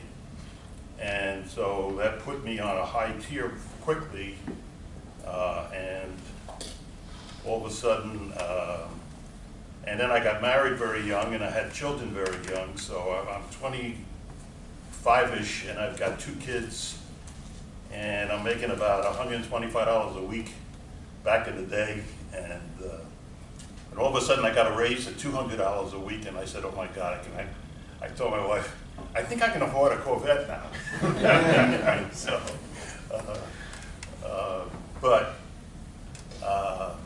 there was still something in me that wanted to do something else, and an opportunity came along to go to Florida and get involved in some real estate sales company, some real estate land development company, which I knew nothing about. So I was interviewed, and they said, well, we don't care if you know real estate or not. We need somebody to go in and take over all the backroom operations and all of the financing structure and so forth. And you'll learn real estate as you're there. So I came home and I said to my wife, you ready to leave and go on an adventure? And we did. We packed the 2 kids up and landed in Miami in 1969, and which was a whole different South Florida back in that day. And I went to work with this company and didn't pay too much attention to the real estate, but got involved in the back room. And quite honest with you, I mean, after all the training I went through in preparation, it was a piece of cake. And in the first year, I saved them like $3-4 million in overheads, and they made me executive vice president, and they were bought out by another company in New York, big public company, and the guy who owned the company that I was working for had a big fight with this public company, and they bought him out. And I was invited to New York one day. I went to the board meeting of this public company, and big boardroom, and I go in there, and they had a plaque, and it said Anthony J. Trella, President. And they said, we'd like you to be president of our real estate operations in Florida. And I said, well, I don't really know that much about real estate. I mean, I know the fundamentals now. I've been here 1.5 years, 2 years. I mean, I know we get involved with a lot of land development work and entitlement work and things like that, but to take over this company and to grow it, they said, look, we think it's a matter of trust. We're willing to wait and learn with you. We don't think you'll do anything extremely harmful to our company, but we think you're the type of person we can grow a company with. So go down there and come up with a whole new business plan for this company, which I did. And I said, well, I got to get out of this business they're in. We owned at that time tens of thousands of acres of land that was never going to be developed in my lifetime. And I said, I got to get out of all that stuff and get in the trenches and get into the development end. So I dismantled that company and started hiring professional, experienced people, and we started building golf courses for other people, and we started doing utility infrastructure work for some cities, and then we bought some of our own dirt. We learned the entitlement process, and like Craig did, I learned how to design houses and get involved in all aspects of it, and it was a learning process. And eventually, I actually started making a profit, and that went on for about 7 or 8 years. And I had a building operation in Daytona Beach, and one in Ormond Beach, and one in Orlando. I was building about 500 houses a year, doing a lot of construction, infrastructure work. So it was a very nice, small, but very focused company. But like Craig, but I was learning, and I was learning.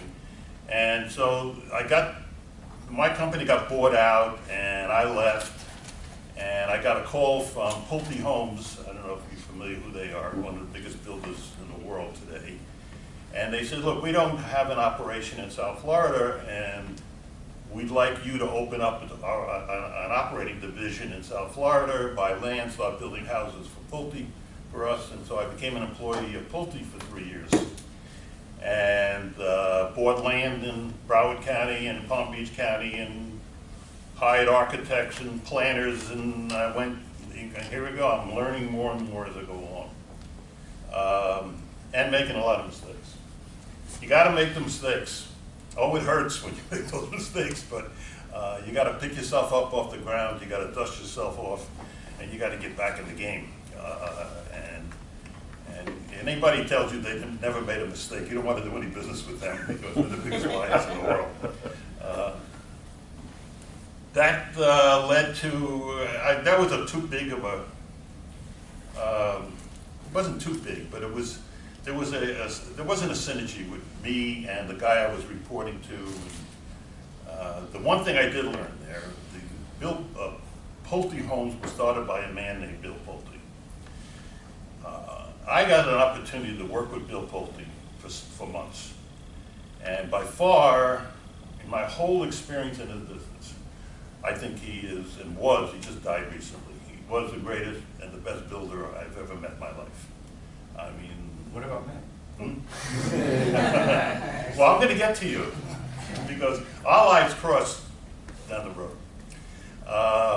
So it was a great experience. I actually went to Detroit, and I worked with Bill Pulte in his office for 2 months, and his attention to details, and his attention to his instincts and so forth. I mean, I'll give you a quick story. I'm in a car with Bill Pulte, and we're in Atlanta, and the president of the Atlanta division was in the car, and we're looking at these new houses that they just built. And Bill Pulte, you know, driving, and said, "Stop the car." So he stops the car, and he gets out of the car, and he's standing in front of this house, and he's looking at this house, looking at the front, the elevation, and he says, "There's something wrong with this house." So he says, "Where's the plans? Where's the house plan?" So all of a sudden, some guy goes running, comes back, puts the plans on the hood of the car, and to make a long story short, he says, "That window's in the wrong place." So we said, "Well, I don't know, Bill." He said, no, measure it, what? Well, it was about 4 to 6 inches off to where it was on the plan. So he says, so the president says to him, "All right, Bill, we'll get down to the next, do that model again, we'll make sure it doesn't happen again." He said, "Well, you gotta fix that." He says, "You want me to take that all apart and fix it?" He says, "Absolutely." He says, that's the way that house was meant to be, and you didn't build it right. So that was a learning process for me. Now, you know, maybe that's a little over the top, but this is how he, you know, built his reputation and his company. After that, I went to work for a major bank holding company that was buying in the mid-'80s a lot of S&Ls. S&Ls was the big thing in the industry then. They owned 7 S&Ls around the country, and we were trying to buy AmeriFirst here in South Florida, which was the biggest S&L here in South Florida. And I was in charge of all their real estate operations in their banks and in their development companies and so forth. And I ran that for about 4 years. And then I was called by a company in Canada called Markborough Properties, which is one of the largest, at that time was one of the largest real estate companies in the world. And they said, "We'd like you to take over all of our land development and all of our community development in North America," which I did. And I did that for 9 years, and I don't know the numbers. We built tens of thousands of lots, developed lots. We built mostly land development and some home building and some commercial building and so forth. But at one time I had 7 or 8 master plan communities underway at one time, and I had over 1,000 employees. And that all came to a screeching halt in 1993. And I want to stop and just pause here and say, okay, I just spent 25 years in a very non-entrepreneurial role. I consider myself a professional entrepreneur versus he's a pure entrepreneur. I mean, he's out there risking his own money, taking it all on and seeing vision and so forth. And having a vision, and some of the vision works, some of it doesn't, but the point is, he's an entrepreneur. And the real estate industry, one of its foundation legs are entrepreneurs. Probably more than almost any other industry in our economy. I was what I would consider a professional entrepreneur. I had entrepreneurial instincts and characteristics, but I did them in an organized professional organization. Did they pay me well? They paid me extremely well. I mean, could I have made a lot more money if I did a lot of this on my own and took the risk? Absolutely. But I didn't come out of that kind of a background, and I don't think I really ever had felt the instincts like he felt. But I also didn't want to be an accountant doing debits and credits every day of my life. So at that point, I liked the challenge of leadership. I liked leading people. I liked leading businesses and so forth. Well, at that point, I said, I don't want to do this anymore. It was 1993, I think. And I said, I don't want to be this entrepreneurial, professional entrepreneur anymore. I just want to go out and do things on my own, but in a different way. I got a call from a major developer in California and says, what are you doing? I said, nothing. He said, well, why don't you come out here and look at my company and help me see what I'm doing right or wrong? So I went out to California and was the biggest developer in California. I spent 3 days with him, and I made a list of things that I thought he could make his company better. And he said, well, you're terrific. He said, you mind coming out here once every month or every 2 months and you know, I'll pay you whatever you want, and you know, help me look over the company, and I'll put you on my advisory board and all that. So I came home and I said to my wife, I says, I'm a consultant. I wasn't looking to be a consultant, and I knew a lot of people in the industry at the highest levels. All of a sudden, I started getting calls from Goldman Sachs and JP Morgan and Lennar and all the big builders, insurance companies anyway. And I was doing some very high-end, and did high-end consulting for many years after that. Along the way, just as a side story, I got a call from, I was working with an equity fund, private equity fund in New York, and they said, we want to hire you to do some due diligence. We're looking at investing in a home building company in South Florida, and the name of the company is Centerline, and it was his company. And so I came in, I'd never met Craig before, and I did a due diligence workup for these investors. I don't think he ever made a deal with them. Ruben. Oh, Ruben Leibowitz, no, Yeah. I never did. Yeah.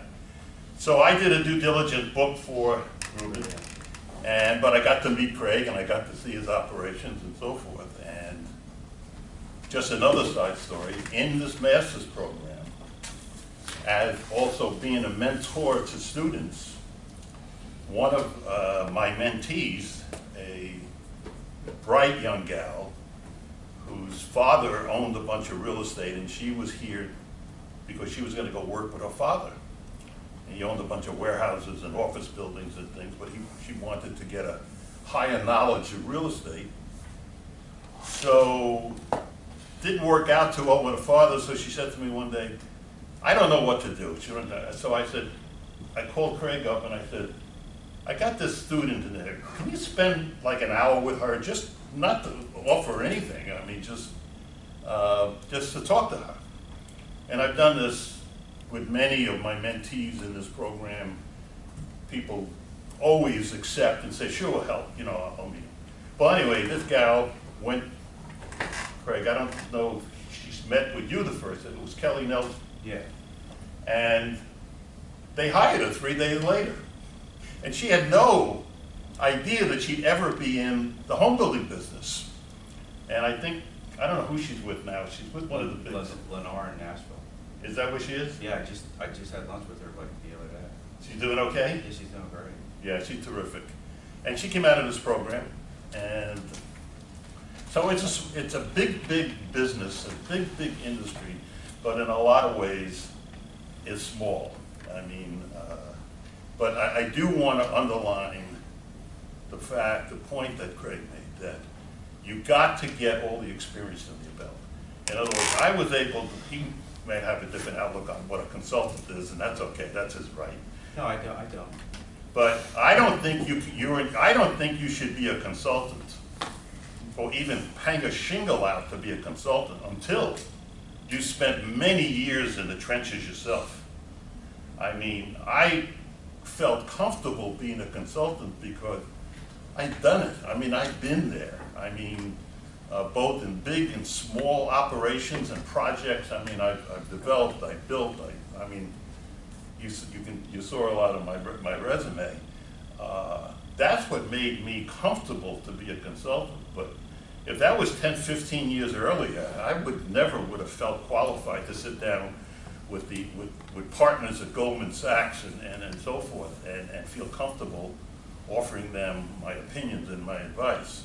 So just to kind of wrap this up at this point, I mean, you're here, and if you graduate with this degree, what I like to tell the students is that you're going to earn MSRED letters after your name. No one could ever take those letters away from you once you earn them. They're yours for life. They say to the world, in a way, I'm special and I'm better. And because that's why you're here. You're looking for an edge. I mean, you're willing to spend more time, more hard work and money to find a better brand for yourself out in the world, regardless of what part of real estate you go in. This afternoon, we're going to talk about in another session, I'm going to talk about with someone else, all the different things you can do in real estate as an occupation. So we're not going to talk, we don't need to talk about that today unless Craig wants to do that. I mean, but work hard, and work harder than the other guy or the other gal, and you got a better chance of succeeding and justifying why you're here. What do we want to do now? Take a break? Yeah, why don't we take a break? We'll take a 10-minute break, it's okay? And then we'll get into it.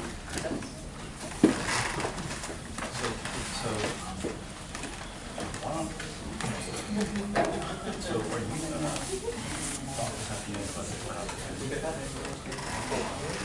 we have. I was just saying that you have to be, you got to know what they're talking about. That's what I meant. What's that? I didn't know that. No, that's, I got it with me. I'm talking about just finding out. I'd like to do maybe on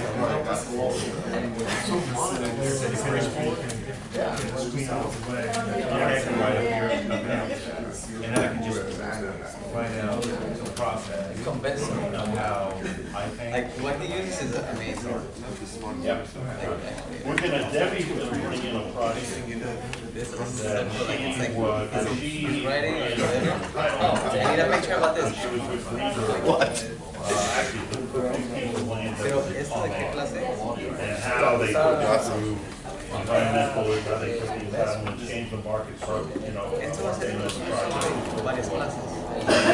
clases. The developer kindly gave her their whole loan application.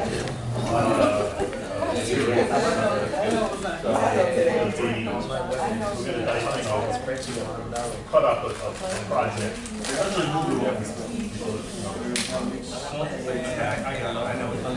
I was just thinking, what we talked about. They have that list of 10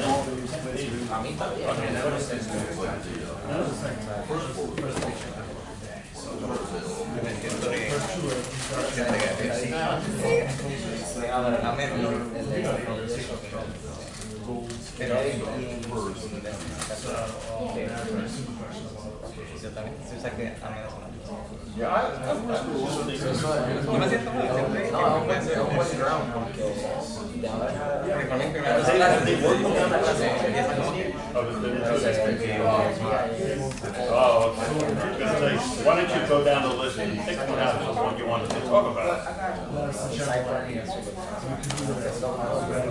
But if they're just here, they don't even know what the list is about.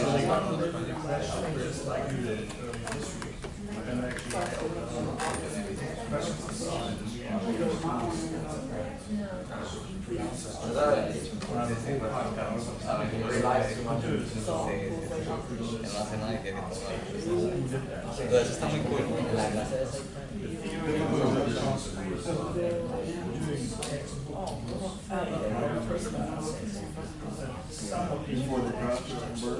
La clase de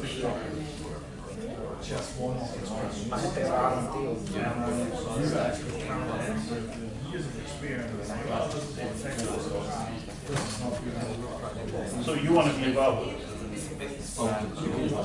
No.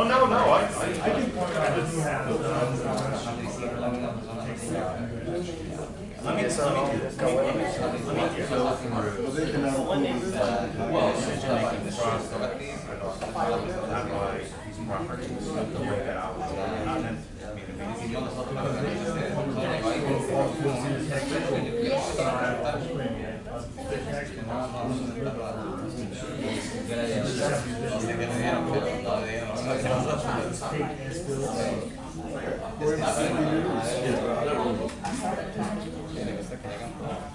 And we started to use it. And it worked.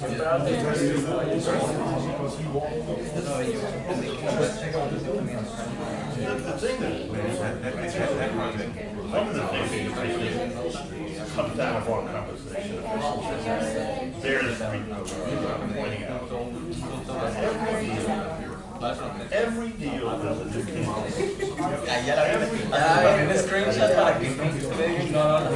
there's mechanics of it. But you said like timing and to me, timing is more important than location. But you can debate that. Yeah. So, with time, with location, with zoning, with entitlements, with environmental problems,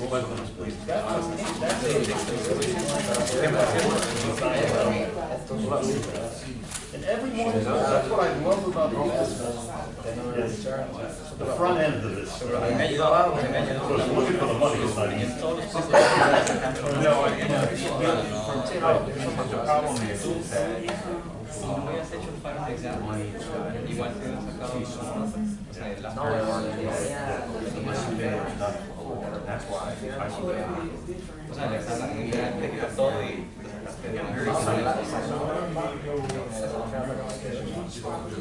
I wasn't going to do the drama, I was going to do the it really ends up, yeah, I mean, when it ends up being if you don't mind, go along. If I had some similar experience, by the way, I had something like this, and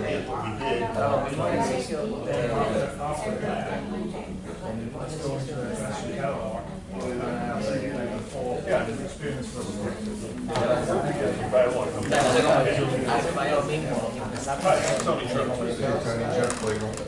know this kind of crash.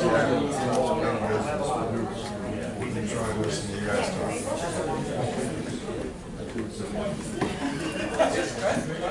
Hey, how you doing? What's going on in your life? Where are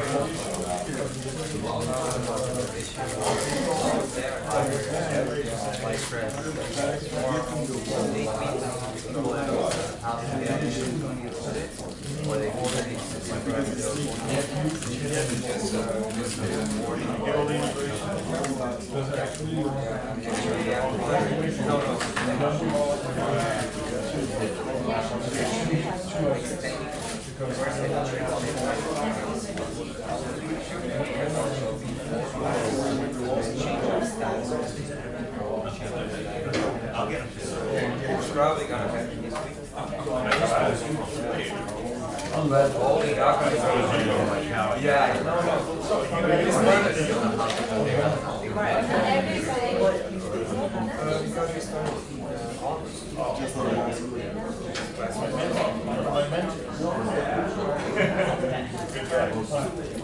gonna do okay. By the city doesn't allow you. I mean, you can sell it to an investor who will fix it up. Yeah,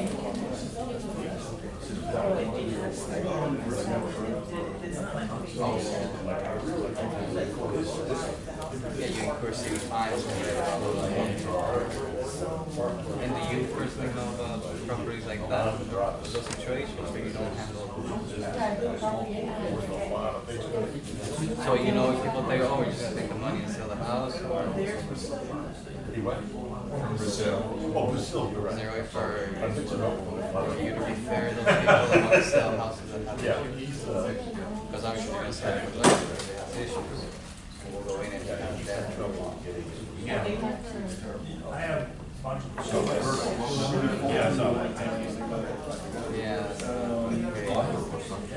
Then I gotta tell you, hey, I'm taking the money and then sell it. Yeah. I actually understand. Hi. What's your name? What is it? I'm sorry. So, we're here to learn? Just starting? No. How come I haven't met you?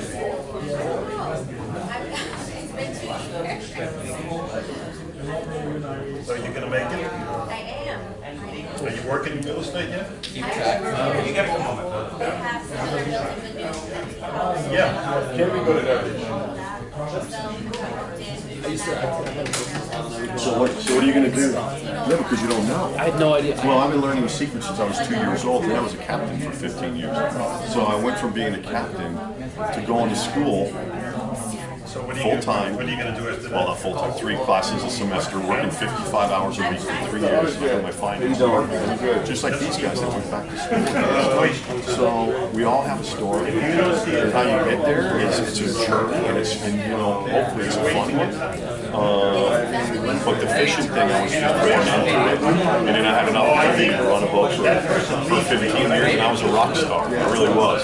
If you look up fishingmiami.com, that was my website, and the company still exists, and it's the biggest in Miami. Yeah, because I went to work for a couple older guys, and I was young like you, and I just killed it. And then eventually my wife goes, you have to get a real job. Well, but I learned so much. I did it every day, but I still learned. The whole thing about fishing was, I woke up in the morning, and it was different. The fishing, so you never got bored. Because doing those financial models, I was doing financial models all day long. But it's a fundamental. No, but you're good at it. It's now that you know it. You do it like that.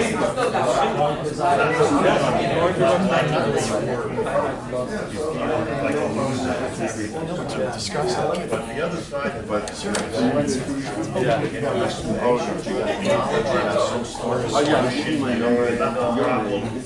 We're all different. I'll try to he's pure, and that's Aristotle. You're not used to waking up at 8 in the morning. I gotta get your email. You know what? Okay, yeah, it's easy. It's easy. What do you have at taprower.org? .org. No, you don't know.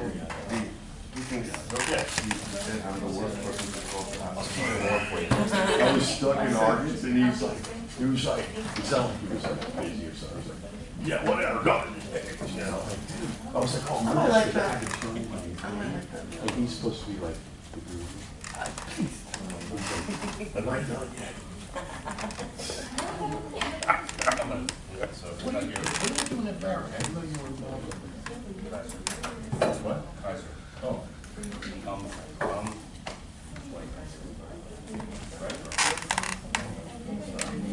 We used to turn you on digitally,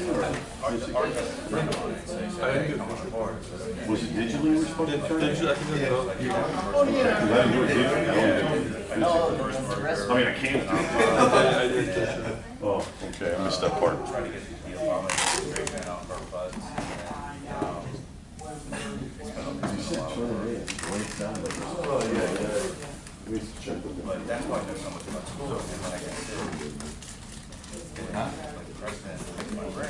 can, like, to their marketing, say, oh, that's not right, this is that. And, you know, it helps him, think about other ways that he can expand.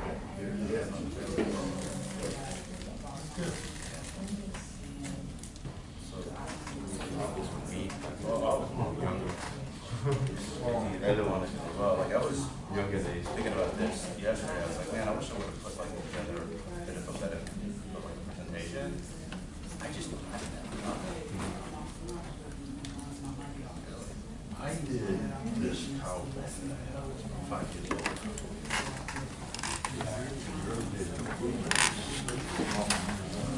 I think he planned it. He designed it, right? The bridge. What's that? Legendary. Yeah. It was a very bad. Can we bring this down? Why didn't you know, bullet points, you know, a list of the major segments of land development, home building, commercial, and then really bad. Okay, you're in the land development. Here are the possibilities of all the different disciplines you may have to get involved in for due diligence, market research, and all that stuff. So that's what the PowerPoint is all about. All right, so I'm gonna try and map out what I look at, and then we can talk about how I make a decision whether or not to do a real estate development deal. And this process doesn't really matter whether you're doing a commercial property or a residential property. The outcome is the same, and the way that you get there is the same. Maybe the individual components of it are a little bit different, but the concept is there. So the first thing that I always do is stay connected to as many opportunities as possible, not because I want to have many in front of me, but I want to be knowledgeable about what's the market. So I look at 100 deals to narrow it down to 10 to make a decision to buy one. And when I get to that decision to buy the one, the steps that I go through are what I'm going to write down for you. And so then once I get through them, maybe we can discuss how it is that one of those processes come up for anybody that has interest. So you identify a piece of property because you looked at 100 to get to 10 and you got this one. So the first thing you have to do is make an offer, and it's a letter of intent. So the letter of intent goes out, you negotiate, maybe this doesn't right. You negotiate back and forth, and you try to come up with some terms that are reasonable to you, but you need a period of time to determine whether those terms, and you get big markers today. So you're negotiating terms that you think are fair, and then so you got a letter of intent that you sign, and you've agreed upon really the price you're willing to pay,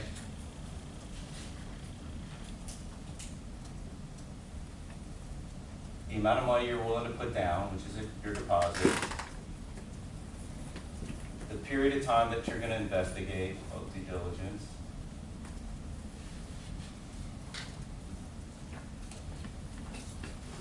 and the conditions to close, which is one of the more important factors.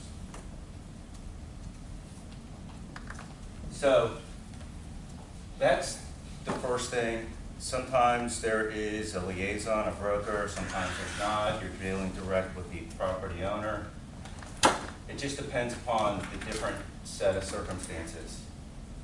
And then you go to the next step, which is you negotiate a purchase and sale agreement. And you start with this, and then in a purchase and sale agreement, there's just really a handful of important components to it. The most important component for me is assuming that you agree upon this default.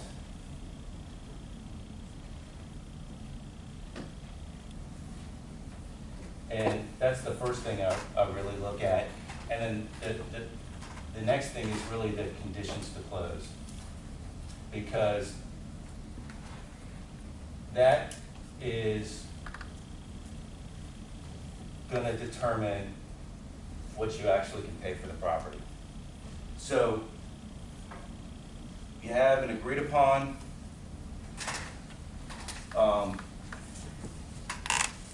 purchase and sale agreement at this point. You feel like you know where you're heading, and then you've got to go and do your due diligence, and you try and get as long as possible because you got to use third parties to help you decide whether or not you're going to make that decision to buy that piece of property.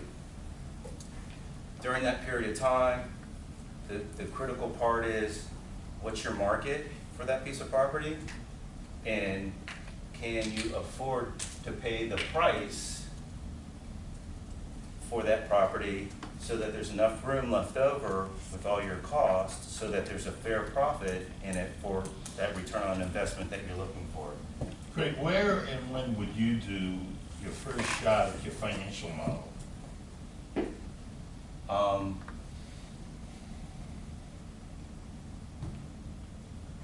Probably like halfway through due diligence, so you at So least it's in the kind due of diligence, yeah, yeah. during the due diligence period. A financial model, by the way, is at that point usually but a guess at what the profitability of the and financial picture of the whole life of the project. We call it a financial model. All right, and what you're trying to do is get a fair return for what that model's providing to you. So then you're going into due diligence, and that is really the critical part to determine whether you're going to move forward or not. And regardless of whether you decide to move forward or not, it doesn't mean that you're going to be successful. So what happens in that due diligence period, you're just trying to measure the success rate you're going to have. A property it can have the right zoning, and it can have everything that you think it's supposed to have in order to be able to do what you'd like to complete as the end result. But it doesn't necessarily mean that it's going to occur, because all of these things that you're doing are not obligations, they're just rights. So somebody at a planning commission, a staff level, a board of commissioners, they have voting powers that determine whether or not something can happen. And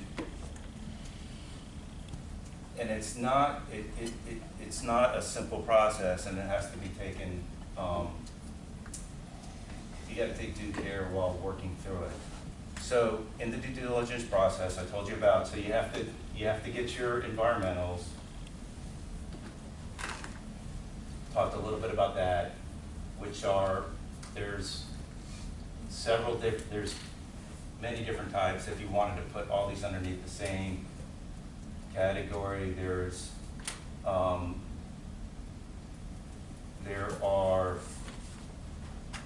endangered species.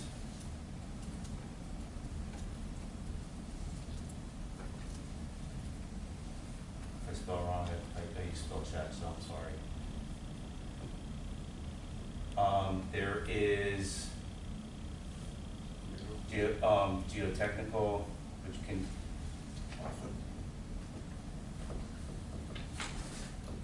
there's water quality.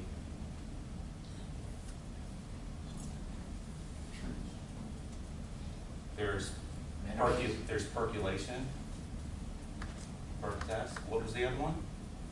Minerals? That's in geotech. Well, that's under title, so that's good. Now that's different. There is that's still under geotech. Sorry, what is percolation? So it means what is the composition of the soil, and does it allow your water to drain? So that really determines how your elevation of the property.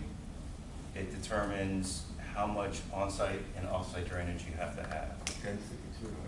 If you don't know how much the soil can percolate and absorb, you need to know that. If it doesn't, you have to put a surface drainage system on top of the land with swales and collecting ponds and a whole bunch of things. A lot of it has to do with how well the water percolates into the soil or not.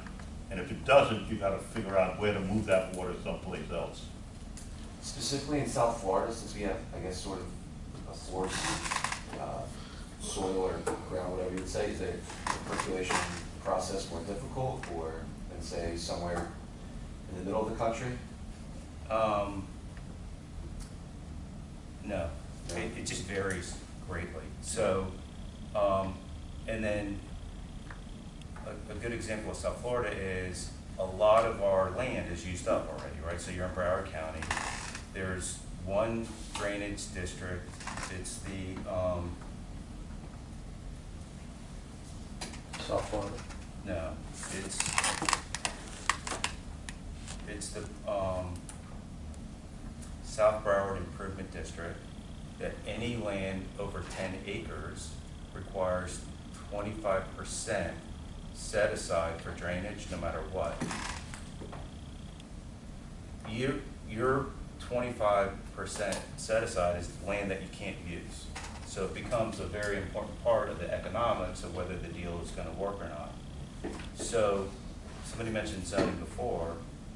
In that area, typically what would happen if you had an R8 zoning or something that allowed for 8 units to the acre, it doesn't mean giving away 25% will allow you to have 8 units per acre. It could mean that the code says the minimum width of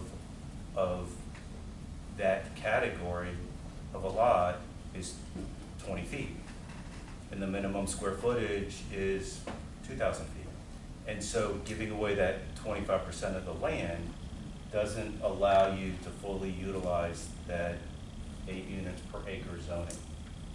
So the typical requirements of drainage is about 10%. And then the South Florida Water Management District, I know somebody mentioned that, sometimes has jurisdiction, sometimes it does not. Usually the drainage district that you're within, there's a drainage district that's on top of the South Florida Water Management District, says we're okay with it, and then South Florida Water Management District will allow you to have a permit. But there are certain parts in South Florida where South Florida is just not allowed in. So, and it depends upon where you're at. You have the fear then also of will the federal agencies jump in or not jump in? The EPA or the Corps of Army Engineers? I'm getting there. Yeah. Quick, That's just one start. one question. South Florida, high density, that's populated. Also, we have a high density of small and large airports. Where would you place an evaluation of airport noise and airport, literally like noise pollution in your process here? Is that part of your decision process to find that parcel, or you would add that actually as environmental for due diligence? Well, there's a, when there's also, like when you're doing, as an example, an airport, there's these radiuses, these rings that they put around them. So they'll say, okay, if you're in this first 300-foot ring, you can't do anything. If you're in the second 500-foot ring, you can build warehouses. In the next 1,000-foot ring, you could build residential, but you can't build a school. And so you have to be able to analyze, if you're close to those areas, whether or not you can do something. Well fields are a problem. So well fields, you probably don't, you don't even know they're there. You don't see them, but they're wells that are in the ground that help replenish the aquifers that are underneath it, so that water moves through South Florida. You can only build and develop within a certain distance from those well fields. I think what else is really, highways and things of that nature don't matter. You would just have to, sometimes what happens is highways, then you would have to do a sound engineering test to determine whether or not the decibels would require you to put up a wall, and how big that wall could possibly be to mitigate against the noise. Would plumbing factor into like the religion stuff with calculation, like in Fort Lauderdale, how they're trying to say like all that new development, the underneath plumbing can't support? Yeah, absolutely. So let me move on. So that's like the environmental side of it. So then there is the, let's call it the utility factor. I want to call it that. So there's utilities. So then is there adequate utilities, right? So there's location. There's capacity.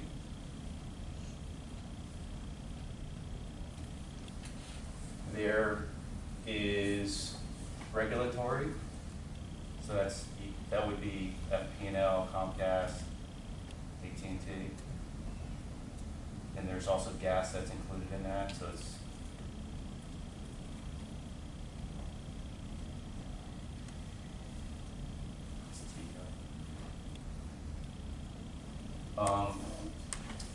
within utilities, there's also distances. So on the location, how far away are you from the utilities? And can you reasonably get the utilities to the site? So it's distance, points of connection. You have to have one way in, one way out. You have to have 2 points of connection. And then it's rise and fall. So that becomes something known as a lift station, and whether there's enough capacity within existing lift stations to handle the sewer. So this is rise and fall.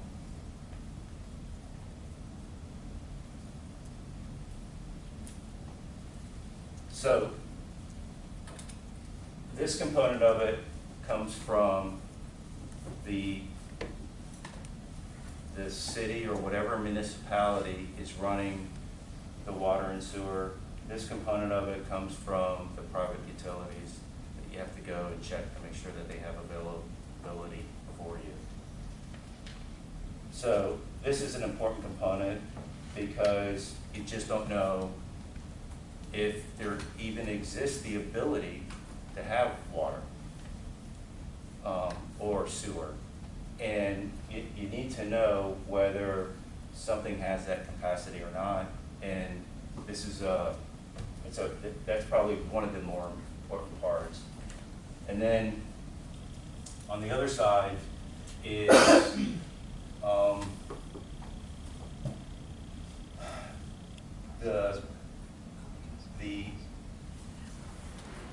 the regulatory permitting side of environmental. And so you've got to make sure that whatever agency it may be that you have to go before is going to be accepting of your site as a site that can be built. So it can be the local DEP, it's Department of Environmental Protection. It's the state has historical records for archaeology.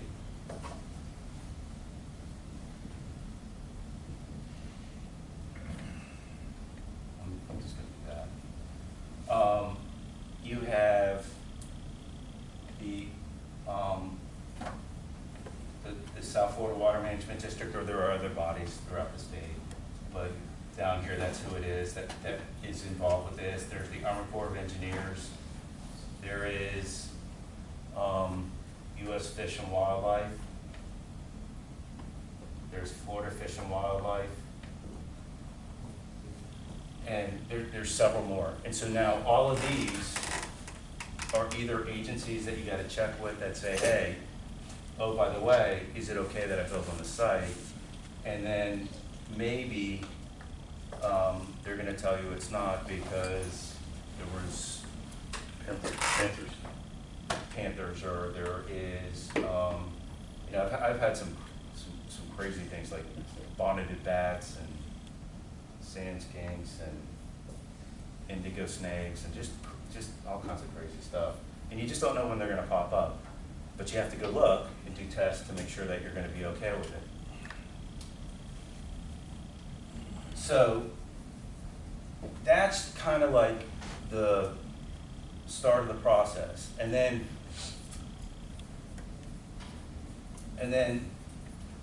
you get to the side that you can control somewhat, and then you're going to review the title work.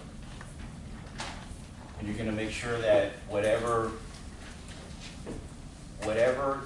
is attached to the property on the deed, which is your title information, that you have the ability to complete what you want to complete.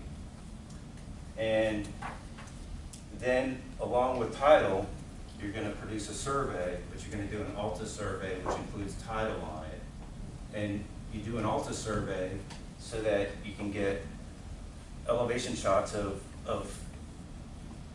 the ground and how high or low the ground is. You're going to, it also, depending on, in ALTA, it's important that you know that is a standard by which a surveyor is supposed to follow, and it's a list of 20 plus items that it'll say locate utility poles, locate previous markings, locate other structures on site, review the title, make sure that easements are within and shown on the survey.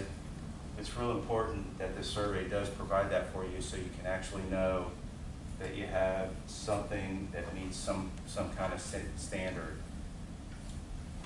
On the topo, which is a shot of how high or low the ground is, depending upon how high or low the ground is, you have to do something called compensating storage, which means that can determine how much on-site drainage you need or not. So if you're finished, if I'm talking a little bit too technical, let me know. But if your finished floor elevation is at a 10 and your ground is at an 8 today, you've got to figure out a way to store somehow 2 feet of drainage somewhere on your site, because that's where it exists today, and that's how much water that property could hold today, because everything else around it is a 10. So it's calculations. And from here, you're going to make that next decision are you really gonna move forward with this property? And that's when you're gonna start to get into hiring some consultants to determine whether or not they can actually take this piece of property and get it done. And what Tony said was real important. I'm gonna get a different color. Is like the economics. So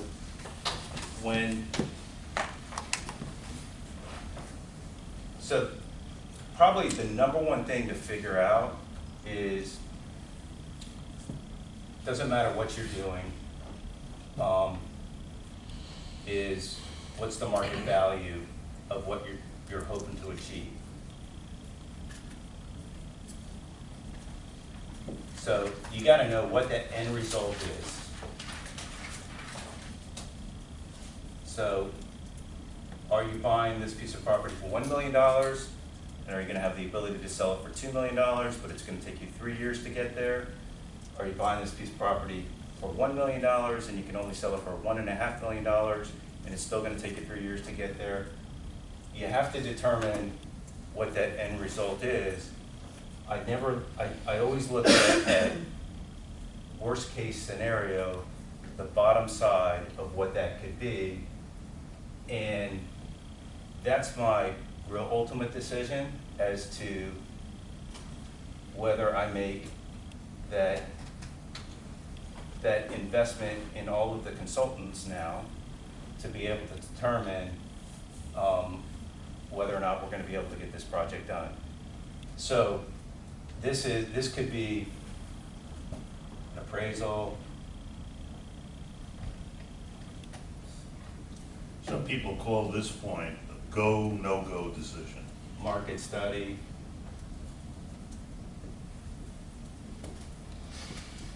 Could be gut. And then it's a business plan to determine your unlevered IRR or not.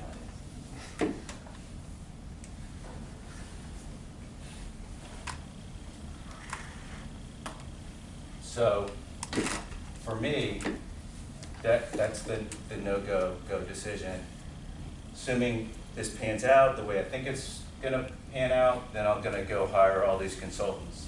Now you've spent money doing some of these things already, but I'm gonna go here and I'm gonna hire everybody I need to help me get the thing approved. So now I gotta hire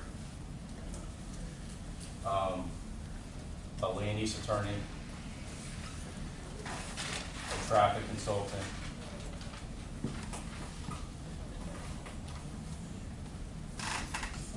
a site planner,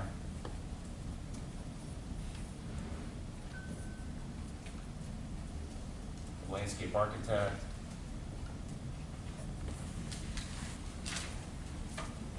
an architect,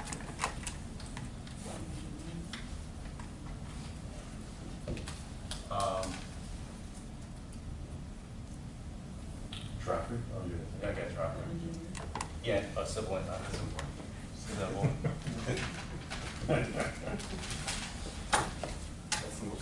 Yeah.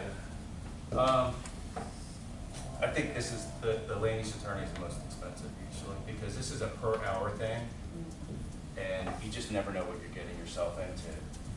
So, this is a team you're gonna assemble, this is a group of consultants that are gonna help you take it through the process of, and give you a checklist,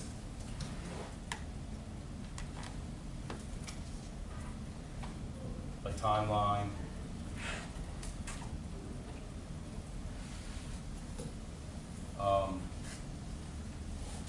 they're going to give you the process to complete.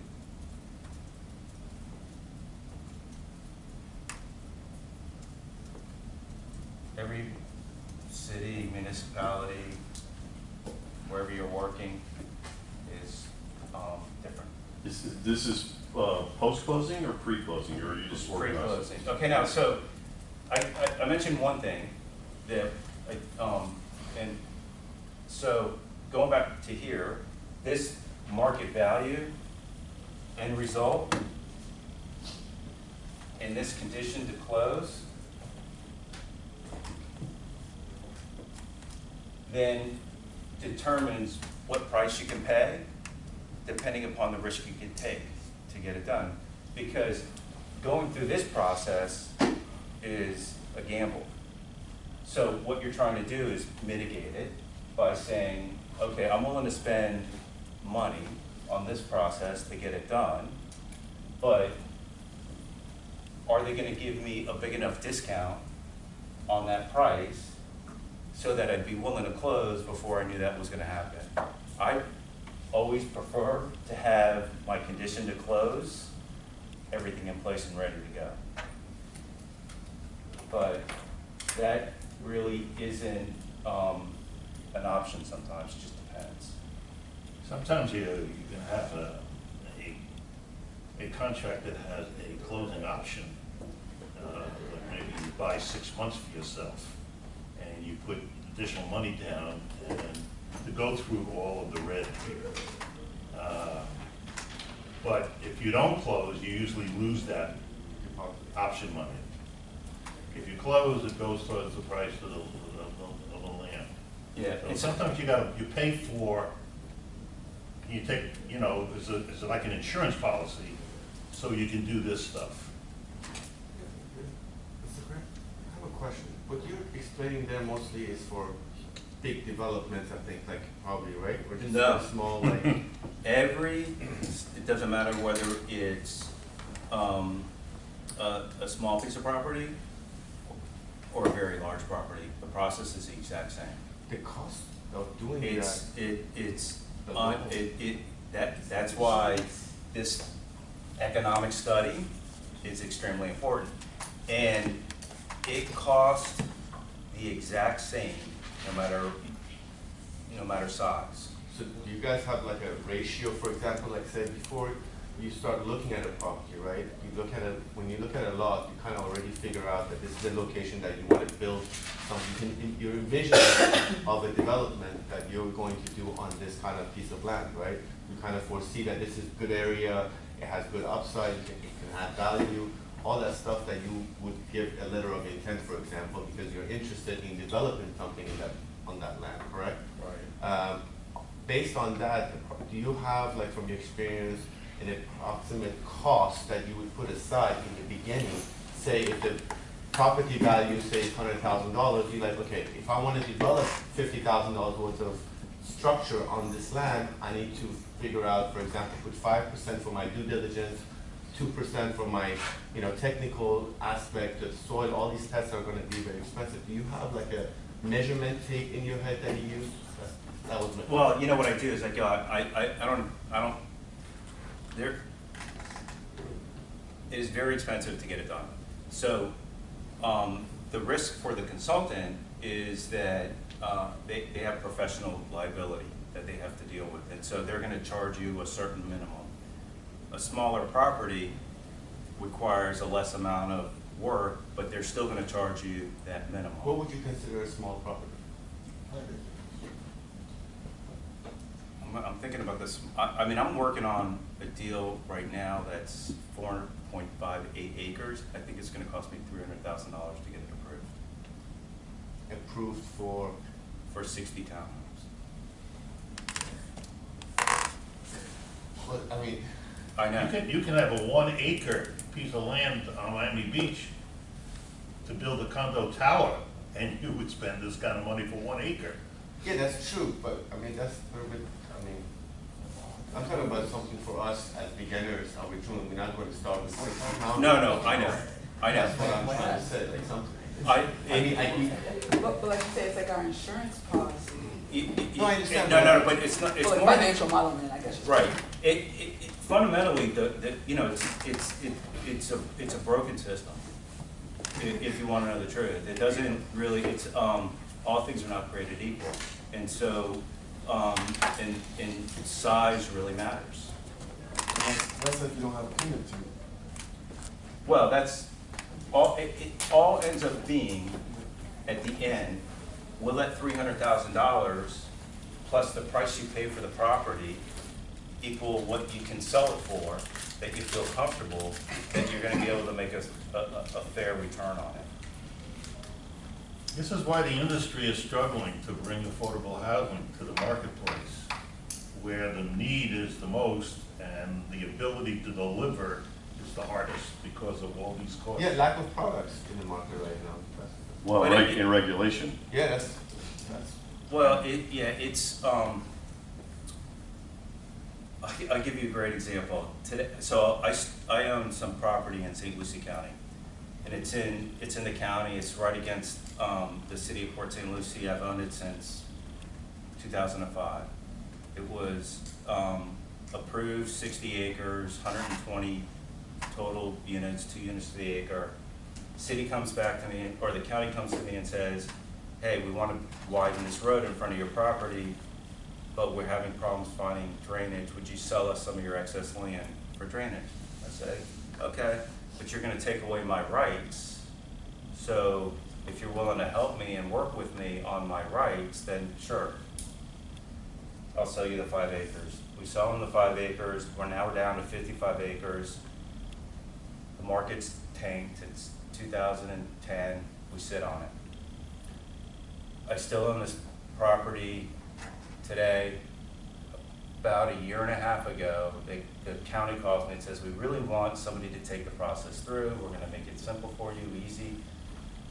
Would you come in and sit down and talk to us? I said, okay, no problem. I said, let me just bring a couple people with me. I bring like 2 people with me. I walk into this room, there's like 20 people sitting there with nothing to do. So I said, okay, you said you're gonna make it easy for me. Let's negotiate. I want 300 apartments. No, you can't have it. I want 200 townhomes. No, you can't have it. Okay. We settle at 150 single family homes, which is reasonable requirements for us to say, let's move forward. You're going to make it easy. You're going to sail through the process, no problem, no issues. That was it was supposed to be done in 6 months. That was in July of 2016. It's now March 2018. I'm still not approved, and it's cost me twice as much as I thought it would have. And that's St. Lucie County, which is a place where the affordability is important. Right. And for them to put us through what they just put us through tells you that, yeah, the system is broken. They say they want that workforce house, and they say, but it's very hard to get everybody to cooperate with you. So, but I'm experienced. Yeah. So, if I'm an experienced guy and I'm really trying to get this thing done, and I'm on top of it as much as I possibly can be, and I can't get it done in a reasonable way, it tells you how difficult it really becomes. But that's the opportunity. So whether